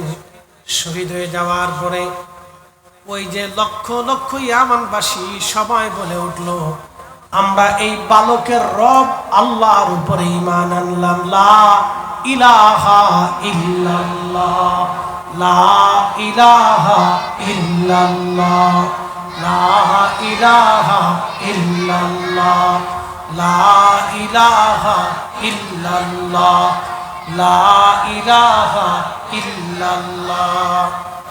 যখন এই কালেমা পড়ে সবাই মুসলমান হয়ে গেল, বাদশা ডাক দেখা, হায় হায় করলাম কি, মারতে চাইলাম একটা, কিন্তু জন্ম নিলে এখন হাজার হাজার লাখে লাখে। রাজা পৃথিবীরাজ চিন্তা করেছিল খাজা বাবা আজমিরিকে তারাই দিই, কিন্তু না, খাজা বাবা আজমিরি একা কালেমা পড়ল 90 লাখ মুসলমান। কথা বলেন ঠিক না বেঠে? গরগোবিন্দ চেয়েছিলাম শাহজালাল আমিরকে জমিন থেকে তাড়িয়ে দিব, কিন্তু না, 360 আউলিয়া নিয়ে তামাম এই উপমহাদেশের রন্দে রন্দে কালেমার দাওয়াত দিলেন তিনি। লক্ষ লক্ষ মানুষ কালেমার দাওয়াত পেয়ে গেল। শুধু কেউ নেরা না, 12 আউলিয়া, 360 আউলিয়া, উত্তরে দক্ষিণে পৃথিবীর যেখানে আল্লাহর ওলিরা গেলেন, রাজা বাদশারা সবাই চেয়েছিল ওলিদেরকে মিটাই দিব না, কিন্তু আল্লাহ ওলিদের উসিলায় কালেমা দিয়ে দিলেন। আমি মালদ্বীপে গেলাম, একদিনে একসাথে শেখ ইব্রাহিম ইস্কান্দারি রাহিমাহুল্লাহর হাতে মালদ্বীপের প্রত্যেকটা মানুষ আজ থেকে 400 বছর আগে কালেমা পড়ে মুসলমান হয়ে গেলেন। গেলাম মালয়েশিয়াতে, মালাক্কা সাগরের ভিতরে হুজুর গাউসে পাকের কলিজার টুকরা বেটা শেখ ইসমাইল সুলতান আরিফিন ইসমাইল বগদাদি আল হাসানি ওয়াল হুসাইনি রাহিমাহুল্লাহ ঘুমিয়ে আছেন। ওনার কারণে মালয়েশিয়ার রন্দে রন্দে কালেমার দাওয়াত পৌঁছে গেল। ইন্দো প্যাসিফিক অঞ্চল, ইন্দোনেশিয়া, মালয়েশিয়া, ফিলিপাইন্স, থাইল্যান্ড, এমনকি আরো অন্যান্য অঞ্চলগুলিতে কালেমার দাওয়াত ওনারা পৌঁছায় দিলেন। পৃথিবীর যেখানে ওলিরা গেছেন, ইসলাম আল্লাহ সেখানে নিয়ে গেছেন। ওলিরা যেখানে গেলেন, ইসলাম আল্লাহ সেখানে নিলেন। ওলিদের পদচারণা যেই জমিনে বেশি, ইসলামের দাওয়াত সেই জমিনে বেশি। আল্লাহ আল্লাহ তার ওলিদের পথে আমরা কবুল করে নিই। আওয়াজ তুলে ধরে বলেন আমিন। লক্ষ লক্ষ মানুষ কালেমা পড়ে গেল। তো বাচ্চাকে হায় হায় মারতে ছেলে মেয়ে একটা তো মরল, কিন্তু হাজার হাজার তৈরি হয়ে গেল, এটা কি? তো বাচ্চা সৈন্যদেরকে বললো, এক কাজ করো, এই শহরের দেশের মরমরে বিরাট বড় বড় করে গর্ত খনন করে লাকড়ি ঢেলে আগুন ধরিয়ে, তারপরে এই আগুনের কুণ্ডলির ভিতরে যারা আমাকে ক্ষুধা মানবে তাদেরকে ছেড়ে দিবে, যারা আমাকে ক্ষুধা মানবে না তাদেরকে আগুনের মধ্যে ফেলে দিবে। এইভাবে মারতে মারতে মারতে মারতে 20,000, একসাথে কোন আল্লাহু আকবার, 20,000 মানুষ সেই দিন আগুনের ভিতরে মরে, আগুনের ভিতরে ফালাইয়া 20,000 মানুষকে সেই দিন শহীদ করা হলো। 20,000 মানুষ এক দেখাতে কালেমা পড়ে নিল, ঈমান নিয়ে নিল, কবরে গেল। প্রিয় নবী বললেন, আল্লাহর মেহবুব নবী বললেন, সবার শেষে একজন নারীকে ধরে নিয়ে যাওয়া হচ্ছিল আগুনের দিকে। ওই নারীর কোলের মধ্যে ছোট্ট শিশু ধরে রাখা। মহিলা চিন্তায় পড়ে গেল, মহিলা নিজের সন্তান নিয়ে চিন্তায় পড়ে গেল, আমি মরে যাই, কিন্তু আমার বাচ্চাটা কে বাঁচবে, বাচ্চাটাকে কে বাঁচাবে। মহিলা ইতস্ততা করতেছিল, ছুটে পালানোর চেষ্টা করতেছিল, কিন্তু মহিলাকে টেনে টেনে বাচ্চা সহ আগুনের কাছে নিয়ে যাওয়া হলো। তখন এই ছোট্ট বাচ্চার জবান খুলে গেল। বাচ্চা ডাক দেখে, মা তুমি যে আগুনের কুণ্ডলিকে আগুন দেখো মা, সেটা আগুন না, সেটা আল্লাহর বেহেশতের বাগান। ওরে মা, এটা আল্লাহর বেহেশতের বাগান, তুমি ভয় পাইও না মা, এটা জান্নাত মা। তুমি যেটা আগুন দেখো মা, সেটা আমি আগুন দেখি না মা, এটা বেহেশতের বাগান মা, এটা বেহেশতের বাগান। এই ঘটনাকে কেন্দ্র করে আমার আল্লাহ সূরা নাজিল করলেন, ওয়াস-সামাই যাতিল বুরুজ, বুরুজ বিশিষ্ট আসমানের কসম, বুরুজ বিশিষ্ট আসমানের কসম। আল্লাহ এই ঘটনাকে বলতে যে রব্বুল আলামিন আগে কসম করলেন, সামাই যাতিল বুরুজি ওয়াল ইয়াউমিল মাউউদ, কিয়ামতের কসম করলেন, হাশরের ময়দানের কথা বললেন আমার আল্লাহ, ওয়াশাহিদি ওয়া মাশহুদ, সাক্ষী বাদী বিবাদীর কথা আমার রব আল্লাহ বললেন। খুব মনোযোগ দিবেন। এরপরে আল্লাহ বললেন, কুতিলাস হাবুল উখুদুদিন নারি যাতিল ওয়াকুদ। এই ঘটনা কি কওমদেরকে বলা হতো আসহাবুল উখদুদ। আসহাবুল উখদুদ যাদের আগুনের মধ্যে পুড়িয়ে পুড়িয়ে শহীদ করা হলো, জীবন দিল কিন্তু ঈমান দিল না, বেঈমানের সামনে তারা মাথা নত করল না, তারা ঈমান দিল না, তারা জীবন দিল, শহীদ হয়ে গেল, কিন্তু মাথা নত করল না। প্রিয় উপস্থিতি, আল্লাহর নবী বললেন, তখন এই মহিলা আগুনের ভিতরে ঝাঁপিয়ে পড়ে আল্লাহর বেহেশত চলে গেল। ভাই আমার খুব মনোযোগ দেন। ওই আব্দুল্লাহ ইবনে তামিরকে দাফন করা হলো। দাফন করার বহু বছর পার হলো। কত বছর? নবীজি দুনিয়াতে আসার 70 বছর আগের ঘটনা বলতেছি, বেশি দিন না। প্রিয় নবী পৃথিবীতে আসার 70 বছর আগে, 50 বছর আগে হলো আসহাবুল ফিলের ঘটনা, আর 70 বছর আগে হলো আসহাবুল উখদুদের ঘটনা। দুই ঘটনাই কোরআনে লেখা হয়েছে, একটা সূরা বুরুজে, একটা সূরা ফিলে। মনে রেখে, এই দুই ঘটনা ইয়ামানকে কেন্দ্র করে। এই জন্য নবীজি মাঝে মধ্যে বলতেন, আল ঈমানু ফিল ইয়ামান, যদি ঈমান দেখতে চাও তো ইয়ামানের দিকে তাকাও। ওই ইয়ামানের ভিতরে ওয়াসাল কারনি রাদিয়াল্লাহু আনহুর জন্ম। একসাথে বলবেন না মারহাবা। ইয়ামানিদেরকে নবী পছন্দ করতেন, ইয়ামানি চাদর পছন্দ করতেন। আপনি আরবে গেলে দেখবেন ইয়ামানিদের ব্যবহার, আচার আচরণ খুব সুন্দর, খুব চমৎকার। ওদের হোটেলে গেলে খাইতে বললে ওরা আপনার সাথে হাসি খুশি দিয়ে খুব সমাদর করে খাওয়াবে। দোকানে কিছু কিনতে গেলে আপনারা হাসতে হাসতে, খুব আদর করতে করতে আপনাকে বিক্রি করবে। ওরা খুব চমৎকার ব্যবহার, খুব সুন্দর ব্যাপার ইয়ামানিতে। তো মনোযোগ দেন, যেদিকে ফিরে যাচ্ছি, তো ইয়ামানকে কেন্দ্র করে দুইটা ঘটনা কোরআনে আছে, ফিলের ঘটনা আর একটা বুরুজের ঘটনা। তো নবীজি পৃথিবীতে আসার বেলাদতের 70 বছর আগে হচ্ছে আসহাবুল উখদুদের ঘটনা। তো নবীজি আসলেন, 40 বছরে কোরআন নাজিল হলো, তাহলে 70 আর 40 110 বছর। এরপরে প্রিয় নবীজি আরো 23 বছর কোরআনের দ্বীনের খেদমত নবীজি দাওয়াত দিলেন, মানুষের ঈমানের পথ দেখাইলেন। তাহলে আরো যদি 23 বছর হয়, তাহলে 10 আর 23 কত? 33 বছর। তাহলে হযরতে 133। আর এরপরে নবীজির ইন্তেকালের পরে আবু বকর এবং হযরত ওমরের জমানা। আবু বকরের খেলাফত কয় বছর ছিল? 3 বছর না? 3 বছরই তো বলবো না, এরকমই। এই তো 2 বছরের মতো, যা কত 2 বছর বা এরকমই। আমার ভালো স্মরণে নেই, যেটা দুঃখিত। তো এরকমই 2-3 বছরই খেলাফত ছিল। এরপর হযরত ওমর আসলো। তাহলে আমি ধরলাম 136 বছর পরে ইয়ামানে হযরত ওমরের আমলে খাল খনন চলতেছে। ইমাম ইবনে কাসির আল বেদাইতে লিখছে খাল খনন চলতেছে। আমার দিকে তাকা, ভালো করে শুনে যান, আপনাকে এগুলো জানতে হবে। খাল খনন চলতেছে ঠিক এমন সময়ে সাহাবীরা যখন খাল খনন করতেছে, খাল খনন করার সময় মাটি উঠানোর পরে দেখে একটা তাজা লাশ মাটির নিচে। জোরে জোরে জোরে জোরে হাত এইভাবে দেওয়া ছিল কপালের, এই যে এখানে তীরের আঘাত ছিল, এইভাবে হাত দিয়ে তাকে শুয়ে রাখা হয়েছে।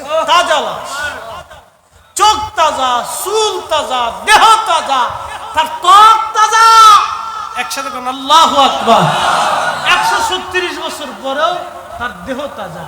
লোকেরা সাহাবেরা পর্যবেক্ষণ করে দেখলে সেই আসহাবুল উখদুদের আব্দুল্লাহ ইবনে তামিরের লাশ।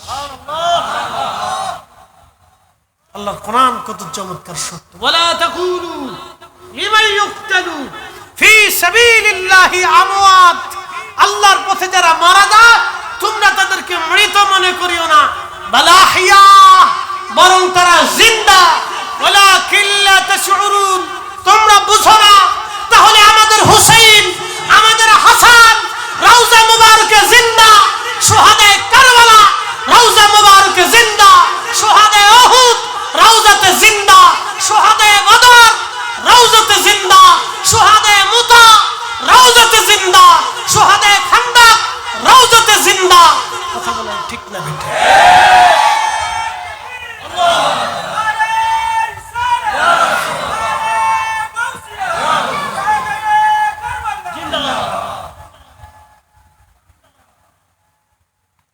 ঈসা আলাইহিস সালামের উম্মত যদি ইন্তেকালের পরেও 136 বছর পরেও যদি জিন্দা থাকে, একটু ত্বকও নষ্ট হয়নি। সাহাবায়ে কেরাম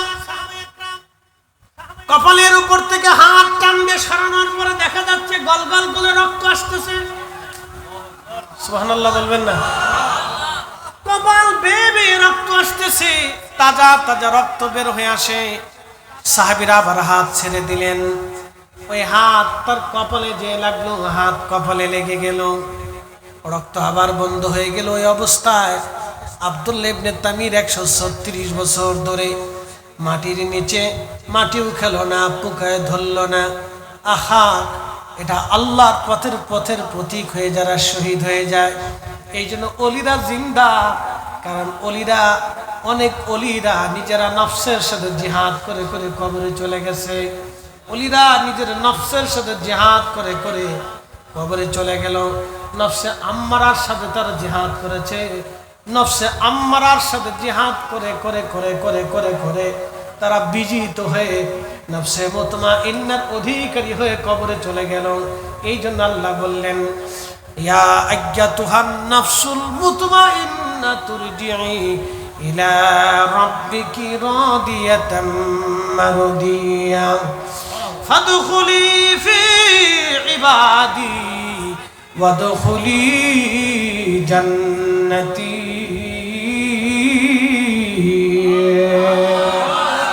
আল্লাহ রাগ দেখা আমার ওলিরা আমার জান্নাতে চলে আসেন। মারহাবা কর। আমার ওলিরা আমার জান্নাতে চলে আসেন। যে জান্নাতে আমার ওলিরা ঘুমায় ওই জান্নাতে আপনি আসেন। এই জন্য আল কবরু রাউযাতুম মিন রিয়াজিল জান্নাহ, কোন কোন কবর আল্লাহ রওজা বানায় দেয়। এই জন্য আমরা শাহজালাল ইয়ামিনীর রওজার পাশে যায় বসি, ওনার জিয়ারতে দাঁড়ায়, ওনার সালাম দেই। উনি আমাদেরকে দেখে, উনি আমাদের জিয়ারত শোনে এবং আমাদের জন্য উনি দোয়া করে। বারা আউলিয়া, হযরতে মুহসিন আউলিয়া, হযরতে গরিবুল্লাহ শাহ, মিসকিন শাহ, বদর শাহ আউলিয়া, এরকম যত ওলিরা জমিনে ঘুমিয়ে আছেন সব ওলিদের মাঝে আমরা যাই, দোয়া করি। কারণ ওলিরা কবরে জিন্দা। একবার জোরে বলা যাবে কি মারহাবা? তারা আমাদেরকে দেখে। একসাথে বললেন, তারা আমাদেরকে দেখে, আমাদের জিয়ারত তারা শোনে, আমাদের সালাম তারা শোনে। এই জন্য তাদের কাছে দাঁড়াইলে আদবের সাথে দাঁড়াইতে হবে, একিনের সাথে দাঁড়াইতে হবে, মহাব্বতের সাথে দাঁড়াইয়া মহাব্বত নিয়ে তাদের জন্য দোয়া করতে হবে, ফাতিহা পড়তে হবে, দোয়া দিতে হবে, হাদিয়া পাঠাইতে হবে। দোয়া করবেন, ওনাদের উসিলে নিয়ে নিজের মাকাসাতগুলি রবের আদালতে পেশ করবেন। অলির খাতিরে আল্লাহ আপনাকে ওই দরজা থেকে শূন্য পাঠাবে না, কারণ আপনার দাম না হলেও যিনি মাটির নিচে আছে তার দাম আছে। প্রশ্ন করি, জবাব দিবেন। মাটির নিচে যিনি গেছে, আপনার বুঝাই, আপনাদেরকে বুঝায়, স্বর্ণের টুকরা মাটির উপরে থাকলে কি বলে? স্বর্ণ। জবাব দেন, স্বর্ণের টুকরা রে মাটির উপরে থাকলে কি বলে? মাটির নিচে গেলে? জোরে কর, ডরেন না। মাটির নিচে গেলেও স্বর্ণ, মাটির উপরে থাকলেও স্বর্ণ। হীরকখণ্ড মাটির উপরেও হীরা, মাটির নিচেও হীরা। অলিরা মাটির উপরে অলি, মাটির নিচেও অলি। হ্যাঁ, কথা কর না, জোরে বলে। শহীদরা মাটির উপরে শহীদ, মাটির নিচেও শহীদ। নবীরা মাটির উপরেও নবী, মাটির নিচেও নবী। এই জন্য সমস্ত নবীরা জিন্দা। একসাথে কর না, মারহাবা। এই জন্য যদি কোনোদিন মদিনাতুল মুনাওয়ারাতে যান, তাহলে নবীজির রওজা মুবারকে আদবের সাথে সালাম দিতে হবে, কারণ আপনাকে বিশ্বাস করতে হবে আপনার নবী আপনাকে দেখতেছে। নজদিক আপনারা শিখে দেবেন, কোনো কিছু নেই, শুধু সালাম দিচ্ছ। শয়তানের ঘরে শয়তান, 14 গোষ্ঠী বরবাদ, ওর জিন্দেগি বরবাদ। শুধু আপনাকে শিখে কিচ্ছু নেই, শুধু সালাম দিচ্ছিল। আপনাকে বুঝতে হবে প্রত্যেক হাকিকতের হাকিকত আছে, প্রত্যেক মারিফতের মারিফত আছে, রহস্যের রহস্য আছে। প্রিয় উপস্থিতি, সাহাবে কেরাম চিঠি লিখলেন হযরত ওমর রাদিয়াল্লাহু আনহুর কাছে, ইয়া আমিরাল মুমিনিন, এই 100 বছর পরে আব্দুল্লাহ ইবনে তামিরের লাশ ইয়ামানের মাটি খননের পরে পাওয়া গেছে। এখন আমরা কি করব? আর কি জানাজা পড়ব নাকি পূর্ব অবস্থায় দাফন করব? হযরত ওমরের কাছে শুধু ইয়ামান থেকে চিঠি আসলো। চিঠি আসার পরে হযরত ওমর চিঠির উত্তর দিয়ে দিলেন, নেক বক্ত বান্দা, আল্লাহর মকবুল বান্দা শহীদ আব্দুল্লাহ ইবনে তামিরের লাশ তোমরা পূর্বাবস্থায় সুন্দর করে দাফন কাফন করে দাও, জানাজা পড়াইতে হবে না, যেহেতু সে আমাদের শরীয়তে না, তার জানাজা দেওয়া লাগবে না, যেইভাবে আছে তোমরা সম্মানের সাথে তাকে দাফন করে রাখো। আব্দুল্লাহ ইবনে তামিরকে দাফন করে দেওয়া হলো সম্মানের সাথে। 136 বছর পরও তার লাশ অক্ষত জিন্দা। আমাদের হুসাইন এখনো জিন্দা, আমাদের শুহাদায়ে কারবালা এখনো জিন্দা, আমাদের নবী এখনো জিন্দা। আল্লাহর মকবুল ওলি নফসের সাথে যারা জিহাদ করে, নফসে মুতমাইন্নার অধিকারী হয়ে যারা কবরে চলে যায়, তারা আল্লাহর কাছে জিন্দা। একবার আওয়াজ তুলে বলা যাবে কে মারহাবা। আল্লাহ আমাদেরকে ওলি হওয়ার তৌফিক নসিব করুন। আওয়াজ তুলে বলেন আমিন। সময় আর লম্বা করব না, অনেক রাত, দীর্ঘ রজনী। প্রত্যেক দিন আপনারা তাকরীর শুনবেন, প্রত্যেক নতুন নতুন ওলামায়ে কেরামের কাছ থেকে সুন্দর সুন্দর কথা আল্লাহ আপনাদেরকে শোনাবে। বেশি বেশি শোনার তৌফিক আল্লাহ দান করুন, জোরে বলেন আমিন। তো মাহফিলটা কি চলবে না বন্ধ হবে? কি আপনাদের ইচ্ছাতে কি চলবে?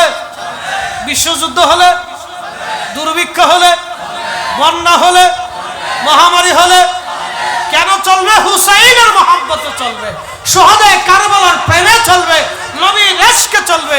কথা বলেন ঠিক না?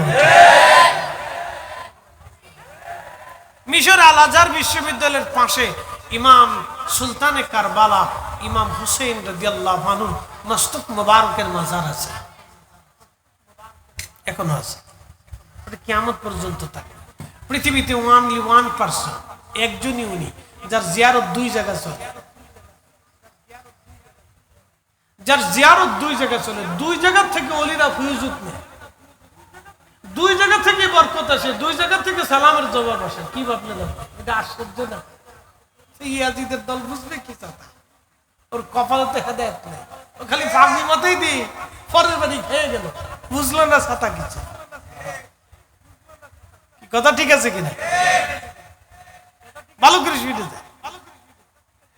দেহ মুবারকের মাজার হচ্ছে ইরাকের কারবালা। লক্ষ লক্ষ কোটি কোটি আশিক কিয়ামত পর্যন্ত যাবে। মস্তক মুবারকের মাজার হচ্ছে মিশর আল আজহার বিশ্ববিদ্যালয়ের পাশে। কোটি কোটি কোটি কোটি আশিক কিয়ামত পর্যন্ত 2 স্থানে ওনার জিয়ারত চলমান রাখবে। এক মস্তক মুবারকে, একটা দেহ মুবারক। দুই জায়গায় সালাম দিবে, দুই জায়গায় উত্তর আসবে, দুই জায়গায় জিয়ারত আসবে, দুই জায়গা থেকে বরকত পাবে। একই ব্যক্তি দুই জায়গায় জিয়ারত চলমান, দুই জায়গায় সালাম চলমান। তিনি সুলতানে কারবালা, তিনি শহীদে কারবালা, তিনি আওলাদে রাসূল, তিনি ইমামে মাকাম হুসেন রাদিয়াল্লাহু তাআলা আনহু। অতএব ওনার শাহাদাতকে, ওনার ত্যাগকে, ওনার কুরবানিকে, ওনার জিহাদকে, ওনার সাধনাকে, ওনার শাহাদাতকে, ওনার সন্তান ত্যাগকে, ওনার এই যুদ্ধটাকে, ওনার এই আশুরার দিনটাকে যারা ছোট করে দেখবে, সবকটা ইয়াজিদের প্রেতাত্মা।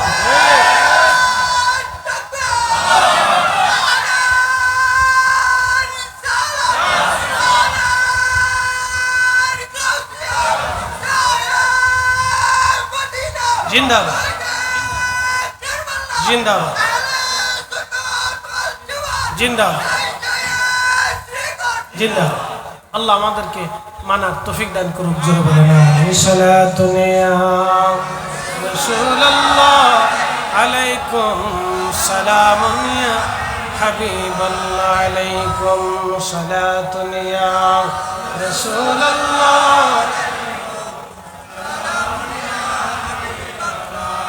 হ্যাঁ, সালাতুন ইয়া রাসূলুল্লাহ।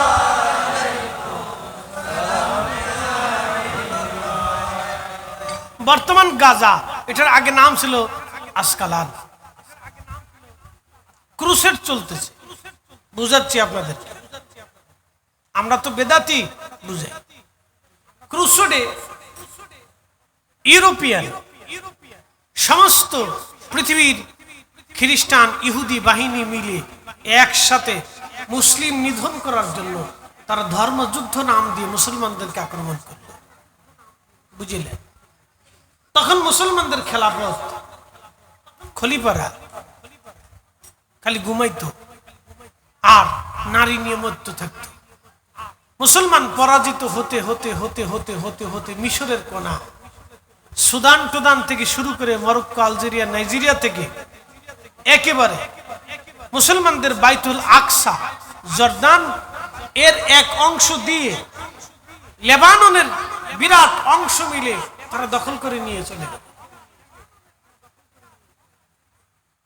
মুসলমানদের প্রথম কেবলা খ্রিস্টানদের দখলে চলে গেল। প্রায় 100 বছর তারা দখল করে গেল।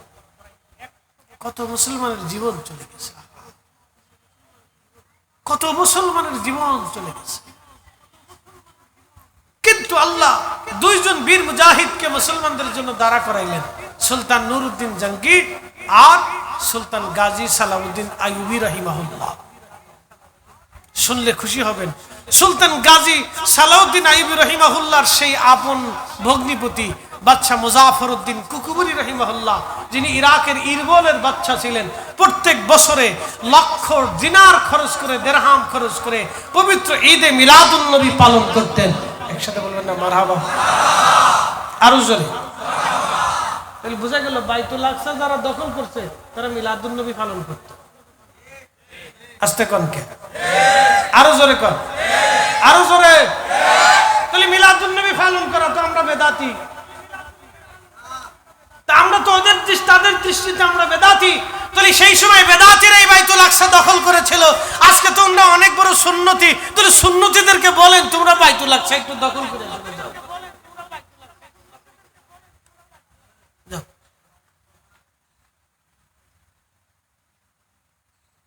বুঝতে পারছেন? বুঝেছেন? ইতিহাস জেনেছেন? ইসলামের অপরিসীম খেদমত কাদের দ্বারা হয়েছিল বুঝিলি? প্রিয় উপস্থিতি, হযরত ইমাম হুসাইন রাদিয়াল্লাহু আনহুর মাজার পবিত্র মস্তক মোবারক আসকালানে খ্রিস্টানদের আওতার ভিতরে চলে গেল। মিশরের গভর্নর বললেন, আমরা থাকতে ইমাম হুসাইনের পবিত্র মস্তক খ্রিস্টানদের দখলে থাকতে পারে না। তিনি প্রস্তাব দিলেন বাদশার কাছে, খ্রিস্টান বাদশার কাছে, আপনি আমাদের ইমামের মাথা মোবারক দিয়ে দেন। খ্রিস্টান বাদশা বলল, মাথা নিয়ে যান, কিন্তু শর্ত 30,000 স্বর্ণ মুদ্রা দিতে হবে। 30,000 স্বর্ণ মুদ্রা বর্তমানে শত শত হাজার হাজার কোটি টাকা হবে। 30,000 স্বর্ণ মুদ্রা দিয়ে মিশরের বাদশা সুলতানে কারবালার পবিত্র মস্তক আনার জন্য রওনা দিলেন সৈন্য সামন্ত নিয়ে, আমির ওমরা নিয়ে, উলামা ইকরাম নিয়ে, বুজুর্গদেরকে নিয়ে তিনি রওনা করে চলে গেলেন। যখন ইমাম হুসাইনের পবিত্র মাজারের দূরে গেলেন, পায়ের জুতা তারা খুলে ফেললেন। সবার পায়ের জুতা খুলে নগ্ন পায়ে, খালি পায়ে তারা হেঁটে হেঁটে ইমামে সুলতানে কারবালার মাজারে গেলেন পবিত্র মস্তক উঠানোর জন্য। উপর থেকে মাটি সরাইয়া সরাইয়া যখন পবিত্র মস্তকের কাছে গেলেন, মস্তক মোবারক উঠানোর পরে দেখা গেল, আহা, ঘটনাটা 600 ঘটনাটা হলো 61 হিজরিতে। ইমাম হুসেনের শাহাদাত 61 হিজরি, কিন্তু ক্রুসেড 530 হিজরি। ভালো করে বুঝি না, ঘটনা ঘটতেছে 530 হিজরি, শহীদ হয়েছেন তিনি 61 হিজরি। তার মানে 470 বছর পরে ইমাম হুসেন রাদিয়াল্লাহু আনহু শাহাদাতের 470 বছর পরে ওনার পবিত্র মাথা মোবারক উঠানোর জন্য যখন মাটি সরানো হলো, 470 বছর পরে দেখা গেছে ওনার পবিত্র মস্তক 470 বছর আগে যেমন 470 বছর পরে তেমনই আছে। ওনার চুল দাড়ি মোবারক ওইভাবেই আছে, ওনার চেহারা ওইভাবে আছে, সামান্য পরিমাণও পরিবর্তন আসে নাই। একবার আওয়াজ তুলে বলা যাবে কি ইয়া রাসূলুল্লাহ, জিন্দা। একসাথে বলেন কি জিন্দা। নজদিরা জোর করে মেরে ফেলায়, ওরা জোর করে মারে।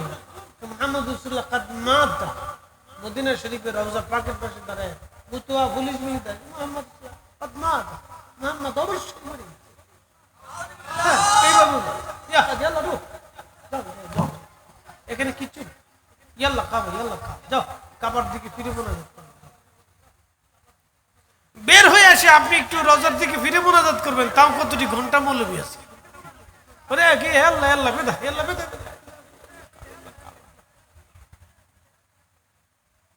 আমি রওজা শরীফের দিকে দাঁড়ায় বিদায় লগ্নে খুব খারাপ লাগতেছিল যে মদিনা শরীফ থেকে চলে যাব, আর কোনোদিন আসার সুযোগ হয় কি হয় না জানি না, হায়াত থাকবে না বাঁচবে কি বাঁচবে না। তা আমি নজরে কাঁদতেছিলাম, ইয়া রাসূলুল্লাহ আপনার কদমে কি আর কোনোদিন আসতে পারবো না। মু তো একটাই একা, ইয়া হাম ইয়া শেখ আল্লাহ বেদা আল্লাহ বেদা। আমি একটা ধমকি, সরে যাও শয়তান, বেয়াদব শয়তান, এইভাবে বলছি, বেয়াদব শয়তান দূর।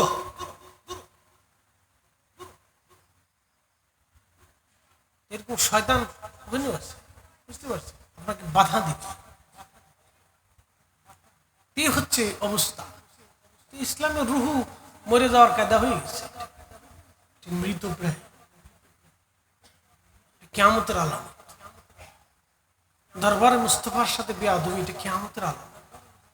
হাজি হজ করতে যায়, সালাম দিতে যায়, ছবি তুলে ভিডিও করে, কি করে না করে আল্লাহ, কোনো অনুভূতি নেই। সে বোঝার চেষ্টা করে না যে সে কার দরবারে দাঁড়িয়েছে, কোথায় দাঁড়িয়েছে, হাজির বুঝেই আসে না সে কে, বুঝেই আসে না যে কার দরজাতে দাঁড়িয়ে আছে। ইমাম হুসাইন রাদিয়াল্লাহু আনহু পবিত্র মাথা মোবারক কালাম থেকে নিয়ে এসে মিশর আল আজহার বিশ্ববিদ্যালয়ের পাশে, এখন যেখানে দাফন করা হয়েছে ওইখানেই সমাহিত করা হবে। 470 বছর পর্যন্ত জিয়ারত চলতেছে। পৃথিবী যতদিন থাকবে ওনার 2 স্থানে জিয়ারত চলবে। তাহলে বুঝা গেছে হুসাইনের বিজয়, ইয়াজিদের পরাজয়। কথা ঠিক আছে কিনা? এখনো বাহানা দিয়ে ধরে ইয়াজিদের প্রশংসা গাইতেছে, সবকটি ইয়াজিদের আওলাদ, বংশধর। ওটা টিকে থাকবে, কিছু কিছু বংশধর তো থাকবে। লজ্জা সরম সারা বংশধর, লজ্জা সরম নেই। কুত্তার লজ্জা আছে তো ওদের লজ্জা নেই, কুত্তায় লজ্জা পায়, লাথি চাপড় দিলে তো কোনো লজ্জা চলে যায়, ওদের লজ্জা নাই, সরম নাই, বেহাইয়া। আল্লাহ বেহায়া থেকে আমরা হেফাজত করুক, জোরে বলেন আমিন। আল্লাহ এই সোহাদা কারবালা মাহফিল কি কবুল করে, পশ্চিম কুসুমপুরা হুসাইনিয়া কাফেলা, এই কাফেলাকে আল্লাহ মঞ্জুর করুন। কিয়ামত পর্যন্ত বংশ পরস্পর যেন কাফেলার মাধ্যমে এই মাহফিল জিন্দা থাকে, হুসেইনের মহব্বত যেন মানুষ বুঝাইতে পারে, আহলে বাইতের মহব্বত যেন মানুষ বুঝাইতে পারে, আহলুস সুন্নাতুল জামাতের সঠিক আকীদার মেসেজ যেন মানুষ আমরা দিতে পারি। কথা বলেন ঠিক না বেটি? হুসেইন কি আমাদের না অন্য কারো? হুসেইন কি আমাদের না শিয়াদের? হুসেইন কি আমাদের না শিয়াদের? হুসেইন তো আমাদের। কি কথা কন নাকি? হুসেইন আমাদের, আমাদের আমাদের। এই জন্য আমি মনে করি সোহাদা কারবালা মাহফিল বাংলাদেশের প্রত্যেক সুন্নিদের এলাকা এলাকায় প্রতিষ্ঠিত করার দরকার। বুঝাইতে হবে যে হুসেইন আমাদের। কি কথা ঠিক আছে কিনা? হুসেইন ইমানদার প্রত্যেক মুমিনের। আল্লাহ তৌফিক দান করুন, জোরে বলেন আমিন। আসেন নবীজিকে সালাম জানাইয়া, নবী সালাম।